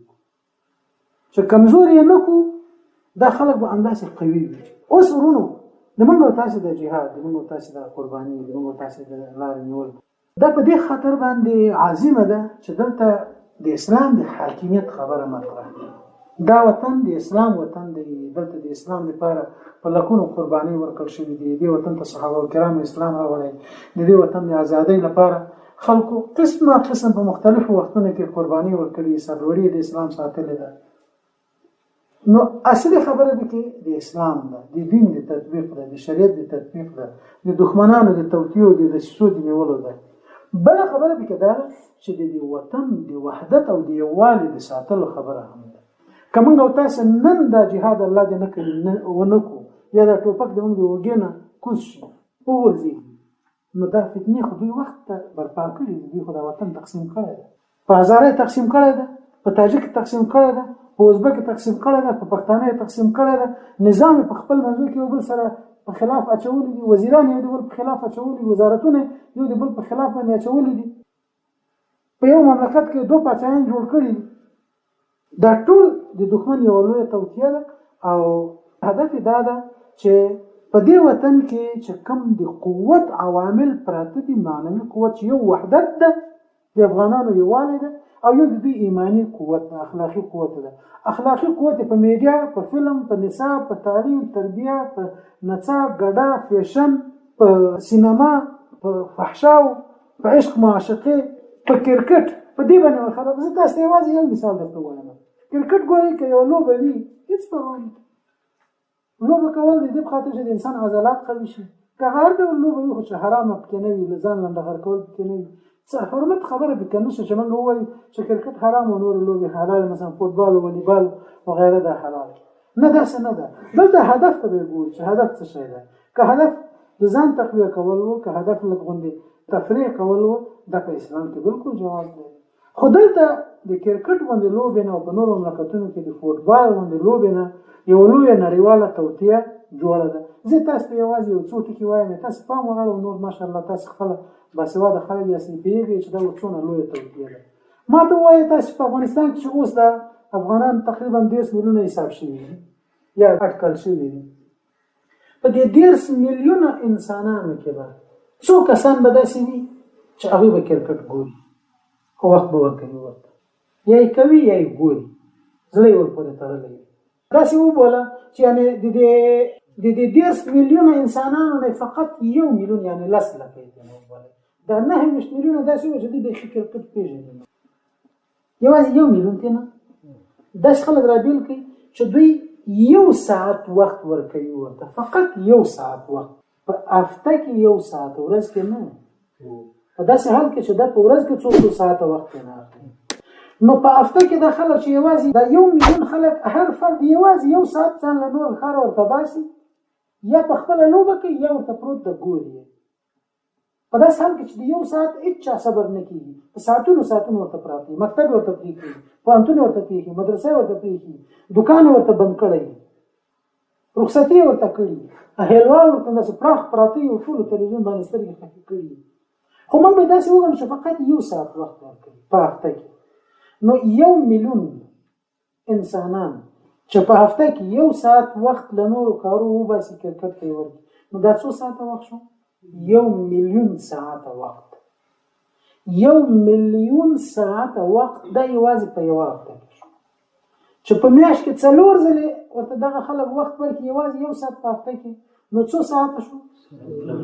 4 میلیونه ساعته وخت. دا خو یوازې وخت لاړه دی. 4 میلیونه ساعته وخت چې کار وشي، کار غرونه سوري کېږي. 4 میلیونه ساعته وخت یو ځای باندې کار وکړه، غر بې ځایه کېږي. داسې کانالونه پرې جوړېږي چې د وطن د یو سر نه تر بل سره په اوبه پرې بهېدلی شي. یوازې د وخت خبره نه ده، اوس راځي دې ته چې د دې باندې مصارف څومره دي. که د دغه 1 میلیون انسانانو له منځه یوازې 1 لک خلک یې، یعنې د 10 لکو خلکو له منځه یوازې 1 لک داسې چې عملاً کرکټ کوي، نو راځي د کرکټ مصارف وسنجوو. دا ډنډۍ په څو باندې کېږي؟ 800 روپۍ، 500 روپۍ، 600 روپۍ، تر 200 خو بیخي کاته شته. اوس موږ به تاسې به داسې وسط اندازه چې راوباسو، نو 400 یا 500 روپۍ دا یوازې ډنډه وبوله. توپې په څو روپۍ باندې کېږي؟ 100 روپۍ، نو 500 روپۍ شوي، 500 روپۍ شوي که نه؟ دا لباسي په 100 روپۍ باندې کېږي 1000 روپۍ ته رسېږي 500 یې دا شو نو 1000 روپۍ او دا بیا په ټول کال کې یوازې یو ډنډه یو توپ او یو لباس ورته وګڼه نو 100,000 خلکو هر چا په ځان باندې یوازې 1000 روپۍ مصرف کړي نو 10,00,000 روپۍ شوې کنه 10,00,000 افغانۍ دا 10,00,000 افغانۍ دا څه شي وخوري دغه 10,00,000 افغانۍ که په زراعت لګېدلې وي څومره انسټیټیوټونه څومره تحقیقاتي مراکز څومره فارمونه دا به پې جوړ شوي وو څومره نهرونه به پې باندې جوړ شوي وو څومره بندونه به ورباندې تړل شوي دا اوس د چا جب ته ځي د هغه چا جب ته ځي چې دا کمپنیګانې جوړې کړي او دا لوبه یې رایج کړې 10,00,000 دا 10,00,000 افغانۍ په کال کې دا یوازې بیټ او توپ او ادرې لکړې لباس بس دا یې ته نه خوي اوس ته دا ووایه چې دغه 1,000,000 انسانانو یا 10,00,000 انسانانو له منځه چې فقط 1,00,000 ورته مکتب او مدرسه کې په ورځ باندې نه یا کور کې کارخانګي کول ورته پریږي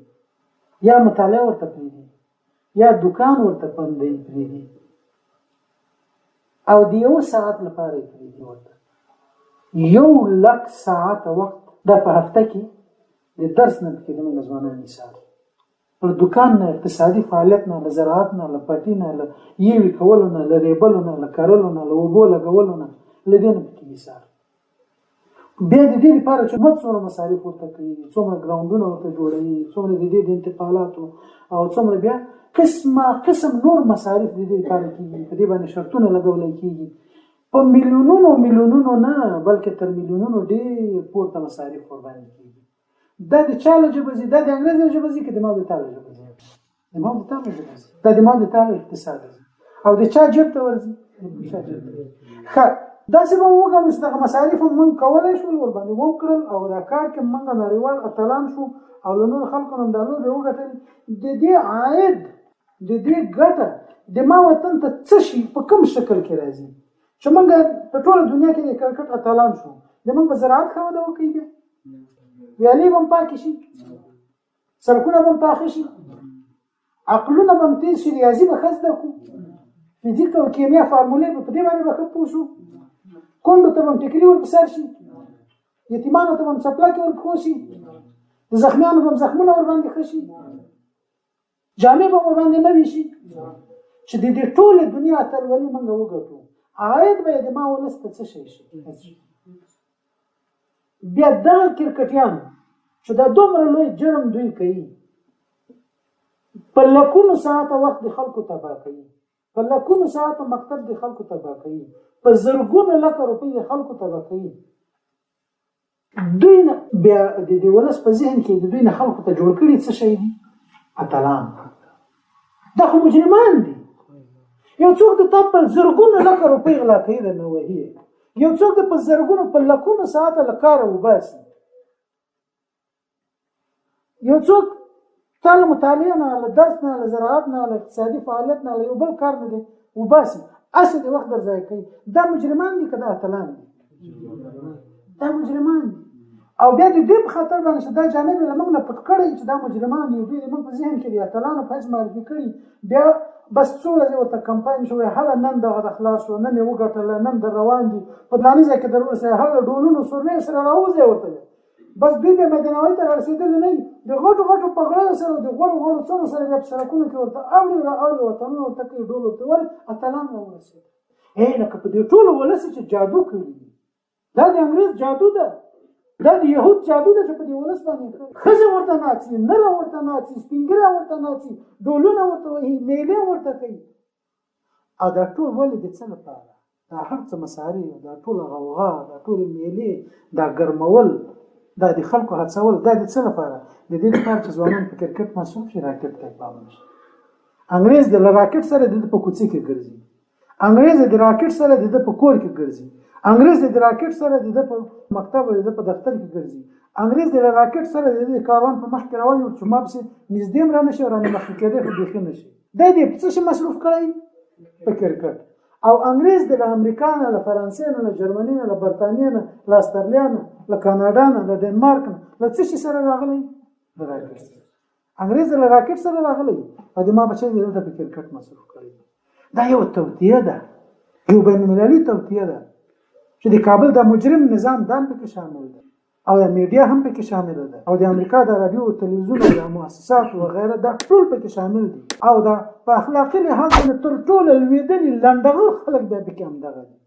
شپې پردیو ښځو پردیو نجونو سره په هوټلو کې تېروي شرابونه او کبابونه څښي په امتحانونو کې پاتې چا په اتم کې مکتب پرېښی چا په نهم کې مکتب پرېښی چا بیخي له سره ویلی نه ده بس یوازې منډې رامنډې وهلې دي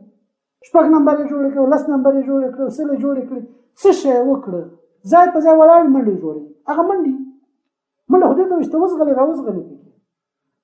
بس یو شي ته نوم ورکړی د خلکو په ذهن کې دغه اعتبار او اعتماد راوستلی چې دا نو اوس یو ښه کار که خبره وي د سپورت نو خو صحیح د سپورت خو یو اندازه وخت لري هر مسلمان ته پکار وي هر انسان ته پکار چې یو معقول اندازه سپورت دین خو تا یو ملي قضیه جوړه کړې یو بین المللي قضیه جوړه کړې یو ټول ملت ته ور باندې په ذهني لحاظ مصروف کړی ولې مصروف کړی د دې لپاره چې ځوانان سنگر ته مخاونه کوي د دې لپاره چې ځوانان جهاد ته مخاونه کوي د دې لپاره چې ځوانان د اصل قضیه نه مصروف وساتي د دې لپاره چې د خلکو ذهنونه د څخه سوق کی چې جنگ ته پام نشي زندانونو ته پام نشي بم تیاری ته پام نشي چاپی ته پام نشي بي پیلوټ ته پام نشي او د دې ولس تذلیلولو ته پام نشي د دې ولس د قانون غلا کولو ته دې ته پام نشي د خلکو وژلو ته پام نشي د دې شیانو د مصرف کړي هم ګډوي هم پیسې مصرفي هم لکار وباسي هم له درس ولا مکتب ولا مطالعه وباسي بس یو څو لنډغري ورته پیدا کړي مګر ورته وړاندې ورسته کوي کته پورته کوي د تاسو اتلان هغه اتل نه چې ځان قربانوي هغه اتل نه چې استشهاد ته تیاریږي هغه اتل نه چې په غرونو کې شپې تیروي هغه اتل نه چې په واورو کې د وطن د ننګو د ناموس د ساتلو لپاره شپې تیروي هغه اتل نه چې وینه تیروانه ډاکټر نه پیدا کوي خدای بیا هم څنګه نه پریږدي هغه ورته اتل نه چې دومره لوی جرم تر سره کوي او د ملت سره جفا کوي او بیا د دوی په اصطلاح د دې ملت په پیسو وروزل شي چې خور کې ماهر شي دغه نو ورسته بیا څه چل کوي و فلانی خان ځان په فلانی ټیم باندې په 100 روپۍ خرڅ کړ فلانی مملکت باندې ځان خرڅ کړ فلانی خان په 200 روپۍ باندې خرڅ شو فلانی خان دی وشرمي زده کې دلته و ځان خرڅي بل چیرته خرڅول څونه ډیر عیب ده کنه دي خرڅول ټکي ځان خرڅول دا څه وایي کنه وایي څونه بد ټکي خو دې باندې فخر کوي ځان خرڅ کنه اوس به دغه غلامي کې اوس به وي تکار کوي کدا تا افتخار غاڼه او په دې خاطر چې زه د وطن ته افتخارات راوړم نو ظالم اوس ولې ځان خرڅي ته خو د ځان خود فروشي لپاره دې ځای ته رسیدلې وي دا وطن خو دې تر څه اسه وایي چې وطن دی ادم نو ځان ولې خرڅي خدا ټول دوکه ده تر څو چې بیا په دې مرحله کې دوباره بیا نور خلک به باندې تیر بس چې مکتب نه څنګه جوړیږي درس نه څنګه جوړیږي انجنیري نه څنګه جوړیږي ډاکټري نه څنګه جوړیږي د پلاني خان غوډه کرکټاشه چې یو په 900 لک روپۍ باندې خرڅ شي یو کال لپاره 900 لک روپۍ ته په ډاکټري کې ګټل شي میاشت یا په کال کې په ملای کې په معلومي کې ګټل شي دا اسه خوش شانه دا پرې د کرکټا یو ور په مليونونو باندې خرڅيږي دا اوس یو بل توطیه ده بیا د ځوانانو ذهنونه بس دې خواته متوجه کوي یو سړی به ځان سره وایي چې خاطر پلان خان کرکټ کې په کال کې 900 لک روپۍ باندې خرڅي نو زه ټول عمر 900 لسم ګټل نه بیا د ریاضي او د فاکولټا او د پانتون او د کورنۍ وظیفه او د مصارف کول او د ار او د صرف او غول او به خوبي ته د څه فائدہ خو په لاندو به کرکټ کوم 15 میاشتو کې یو کال دوه کې سر ته رسیدم نو خو زه ځان خرڅ کړم دا دونه خوري څه کوم دی وګدلاره څه تر راځم خو په لاندو به ورشم هم شهرت هم خوندونه هم پیسې هم رنگونه هم اتلولي اتل دی وطن اتل دا ګوري د انګريز لخوانه د امریکا لخوانه د يهودو لخوانه د دې ولس د ځوانانو د مصرفولو او د دوی د قوت د عواملو د منځورولو لپاره توطیه دي دې توطیه ته باید موږ تاسو متوجه اوسئ نو خبره مې دا ته کوله ورونو چې جهاد د موږ تاسو لوی خالیګاډه کړي که جهاد نه وي که مجاهدین نه وي دا وطن د نوري خرڅي که جهاد نه وي که مجاهدین نه وي دوی دا وطن ټوټه کوي که جهاد او که مجاهدین نه دوی د وطن خلک یو له بل سره اچوي یو له بل سره جګړي که جهاد نه وي په دې وطن کې دوی فحشا راوځي په دې وطن کې دوی لنډغرتوب راوځي که جهاد نه وي په دې وطن کې دوی کفري قانون نافذوي دا اوس هم د کفري قانون لپاره خو په صراحت باندې په قانون اساسي کې ماده لیکلي دی یوازې یو ماده تاسو ته وایم په قانون اساسي کې په شپږمه ماده او په اومه ماده کې لیکلي چې د بشر د حقوقو د نړیوال اعلامیې تطبیقول د دې نظام د وظایف نه ده عادي خلکو ته بدایي وساده خبره نشته بس څه خبره ده د بشر د حقوقو نړیوال اعلامیې تطبیق چې موږ هم بشر یو موږ هم حقوق لرو ساده خبره ده خلکو په ذهن کې خو د بشر د حقوقو نړیوال اعلامیه د هغه اعلامیه چې د نړۍ د لویو کفري دولتونو لخوا د دوی د مصالحو او د دوی د ارمانونو د تحقق لپاره جوړه شوې بیا د بشر د حقوقو د نړیوال اعلامیه په 13مه ماده کې بیا دا راغلي دي چې هر څوک د دین د بدلولو او د دین د انتخابولو حق لري نو د افغانستان قانون اول وایي چې د بشر د حقوقو نړیوال اعلامیه تطبیقول د موږ وظیفه ده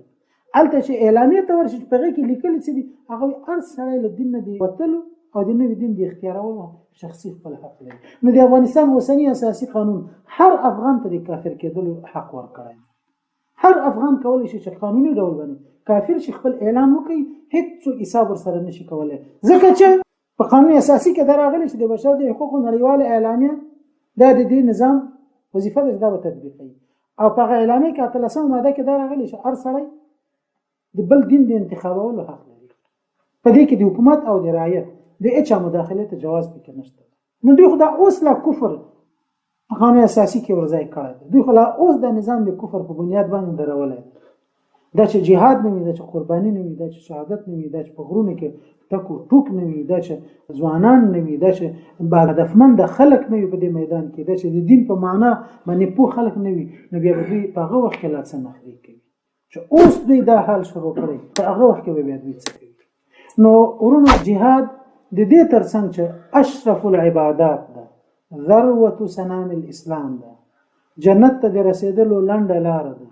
د انبیاو پر لار باندې تلل دي د عزتونو د آبروګانو او د عفتونو د ساتلو یو ذریعہ یو لار ده د دې ترڅنګ د خپل ذخایر او د معادنو د ساتلو د خپل وطن د وحدت او د یووالي د ساتلو او د کفار مقابل کې د ټینګ درېدلو او د دې وطن د آینده د تامینولو د دې وزریه هم کچیرته د مجاهدین نوي نو دا نور خلک د وطن خرڅوي څوک په فرانسه خرڅوي څوک په روسیه خرڅوي څوک په هند خرڅوي څوک په جرمني خرڅوي څوک په اسرائیل خرڅوي څوک په ارګ کې کلیسا جوړي نو جهاد هم یو دینی عبادت ده هم دینی ضرورت ده هم یو ملي ضرورت ده په دې لاره کې مرګ د موږ او تاسو لپاره دا به د الله یو نعمت به وي ځکه انسانان هیڅ نه پاتې کیږي ټول به مري دایمي هیڅ نه پاتې کیږي ټول به مري خو چې د عزت په لار باندې سړی مړ شي د الله د رضا په لار کې مړ شي د دین د تطبیق په لار کې مړ شي د انبیانو د لار د تعقیب په لار کې مړ شي دا به د عزت ژوند وي او د عزت مرګ وي د فتنو نه د خلاصېدلو د مصیبتونو نه د خلاصېدلو ژوند وي او د مصیبت نه د خلاصېدلو د فتنو نه د بچ وسېدلو مرګ وي او دا هم نه ده چې څوک جهاد ته راوته نو خامخا به مري ډېر خلک داسې دي چې په کلونه په جهاد کې شو لا تر اوسه پورې مرګ نه ده په نصیب شو شهادت نه ده په نصیب شو الله هغه بل کار ته ساتي ځکه د مرګونه او د دې کیفیتونه دا الله ټاکلي دي یو سړی په ټول ژوند وایي زه شهادت غواړم زه استشهادي کوم زه فدایي کوم خو چې الله په تقدیر کې ورته نه ټاکلي په داسې شیانو به مصروف شي چې تر اخره پورې به ونه شي ځکه دی به الله یو بل کار ته ټاکلی دی به الله یو بل هدف یو بل مقصد ته خلق کړی د دنه به یو بل کار غواړي کله هر څه ځان برابر کی تر اخره به دی فدایي وي د نیت اجر خو به ورته الله ورکړي ځکه الله د انسانانو سره د نیت په بنیاد باندې تعامل کوي دی به هر ورځ د شهید اجر ګټي دی به هر ورځ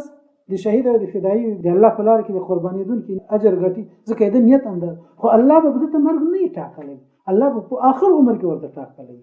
په یو بل ځای کې ورته ټاکلی الله به د نور کارونه اخلي نو د ارث په تقدیر کې مخکې نه لیکل شوی دی د دې معنا دا نه چې زه جهاد ته راووتم نو زه به خامخا مرم د دې معنا دا نه چې زه فدایت ته راووتم زه به خامخا مرم مرګ په دې کې نه ده غالب مظنه د ګمان ځایم ده خدا دی الله د تقدیر مطابق کیږي دا هم دا څنګه ده چې دې کې یقیني ده خامخا خو د دې لارې انتخاب چې ده دا د الله په توفیق باندې کېږي او چې تاسو ځوانان الله دې لارې ته راایستلي دي رب العالمین خپل پیرزوینه ور باندې کړي دا امت چې دی دا امت اوس دې امت د افرادو شمیر د احصایو په بنا باندې وایي چې 1 میلیارډ او 900 میلیونه مسلمانان دي ګورئ 10 لکه 1 میلیون کېږي 100 میلیونه بیا 1 میلیارډ 1000 میلیونه بیا 1 میلیارډ کېږي 1000 میلیونه بیا 1 میلیارډ د مسلمانانو شمیر په ټوله دنیا کې 1 میلیارډ او 900 میلیونه دی یعنی څه کم 2 میلیارډ د مسلمانانو شمیر د دې څه کم 2 میلیارډ مسلمانانو لمنځ نه رب العالمین په هغه خلکو باندې چې د جهاد لارې ته راوتلو توفیق ورکړي پیرزوینه ور باندې کړي ده د 1 میلیون نه کم دي د 15 لکو نه هم کم په ټوله دنیا کې چې راوتلي مجاهدین توپک پلاس دي دا تر 15 لکو کم دا تر 2 لکو کم دا 1 لک هم نه دي سره خو څو کسان په یمن کې څو کسان افغانستان کې څو کسان په سومال کې څو کسان مثلا چې په الجزایر کې څو په مالی کې څو په مثلا کشمیر کې څو په بل ځای کې چې دا ټول راځم کې نو یو نیم لک مصالح خلک نه جوړي بیا د یو نیم لک خلک لمنځ چې رب العالمین د چا په ځل کې د شهادت مینه ورچولې ده 1 میلیارډ او 900 مسلمانانو لمنځ یو محدود اندازه خلک د جهاد لارې ته الله انتخاب کړي بیا په دوی کې رب العالمین یو محدود اندازه خلک دوی په ځل کې دا خبره ور اچولې ده دا قلبي قناعت یې ورته ورکړی دی چې تاسو د شهادت غوښتنې لاره وګټئ کدی شهید کیږي کنه شهید کیږي یعنی کدی په دې لارې کې امریکا نمرې د کافر زړه ته خروع ورلیدل دی چې دای معنی پرې دي د په هر قیمت باندې مواب سره وتل دی ا د دې ویره خو سم دستي متحققه شو دای خو په دې باندې پوه شو چې داسې خلک شته عمل نه دی وینم چې څلور کسان درې کسان درې کسان لاس کسان راوځي د ما ټول یو فرقه په سوا د ما ټول نظام را ګډوډ رعب خو په باندې حاکم دی نو که څوک جهاد تراوتلی که څوک استشهاد تراوتلی که څوک دعوت تراوتلی دا ټول چې نیت یې سم وي او د الله د دین د اعزاز په خاطر باندې راوتلی وي دا تر ټولو غوره انسانان په دې زمانه کې او همدغه ان شاء الله د الله د دین مدافعین همدغه دي همدغه ژوندي ولیان دي د دې زمانه خو غرور نه دی پکار خپل عمل ته ځان ورسپارل نه دی پکار شهرت نه دی پکار له حرام او له نارواو نه له شبهات او له دون ځان ساتل پکار دي شرعي علم حاصلول پکار ده او هر دا دعا کول پکار دي چې یا الله تل ما هغه کار صادر کې چې ته پی راضي کیږي او په هغه لار باندې روان کې چې ته ور باندې راضي کیږي او هغه څه لمه نه واخلې هغه کار لمه واخلې چې د تا دین ور باندې حاکم کیږي د تا د دین اعزاز ور باندې کیږي باقی مانده نور الله په خپل علم کې خپي چې څوک کم کار لپاره پیدا ده او لچانه څه کار په خطر طریقه باندې کېدل شي نور به دي الله تقدیر ته ورپریدو د لار د عزت لار ده الله دې موږ تاسو په لار کې په استقامت باندې ولري رب العالمین دې موږ تاسو نیتونه صفا ولري رب العالمین دې موږ تاسو برخه پدې کو چې موږ وینه د اسلام د عزت لپاره توي شي د ناموسونو د خوندې کولو لپاره توي شي د مسلمانانو د وطنونو د آزادولو لپاره توي شي د کفارو د شرمېدلو او د وې د ماتو خړلو په لار کې توي شي د قیامت په ورځ باندې به ان شاء الله همدغه خلک به راپورته شي د وینو رنگ به د وینو خو بوی به د مشکو او د عنبر وي انبیا به ور باندې فخر کوي انبیا به ورته غیبته کوي وایي کاش که زه دغه سوي کاش که زه دغه سوي انبیا علیهم الصلاه والسلام د انبیا سره به فرق یوازې د نبوت د درجه فرق وي پیغمبران علیهم الصلاه والسلام د نبوت په درجه باندې د رسالت په درجه باندې په دوی باندې پورته وي دا نه چې الله انبیا د دوی درجه ته راکته کوي بلکې دوی به الله تعالی د انبیا او مرتبه ته ورپورته کوي امغه نعمتونو ته مغل پیرزونه او لورین ته ورپورته کوي چې په کوم کې انبیا وسی مونته دومره وي چې دوی به نبیان نه وي غیبه نبیان وي دا په صحیح احادیث باندې ثابت خبرې دي الله دې موږ تاسو ته دې توفیق راکړي چې خپل جهاد سم وپیژنو د خپل جهاد اهداف او مقاصد سم وپیژنو د خپل وطن اهمیت سم وپیژنو خپل قضیه سم وپیژنو او د خپل قضیه لپاره سم نیت وکړو او سم کار ور باندې وکړو سبحانك اللهم وبحمدك اشهد ان لا اله الا انت استغفرك واتوب اليك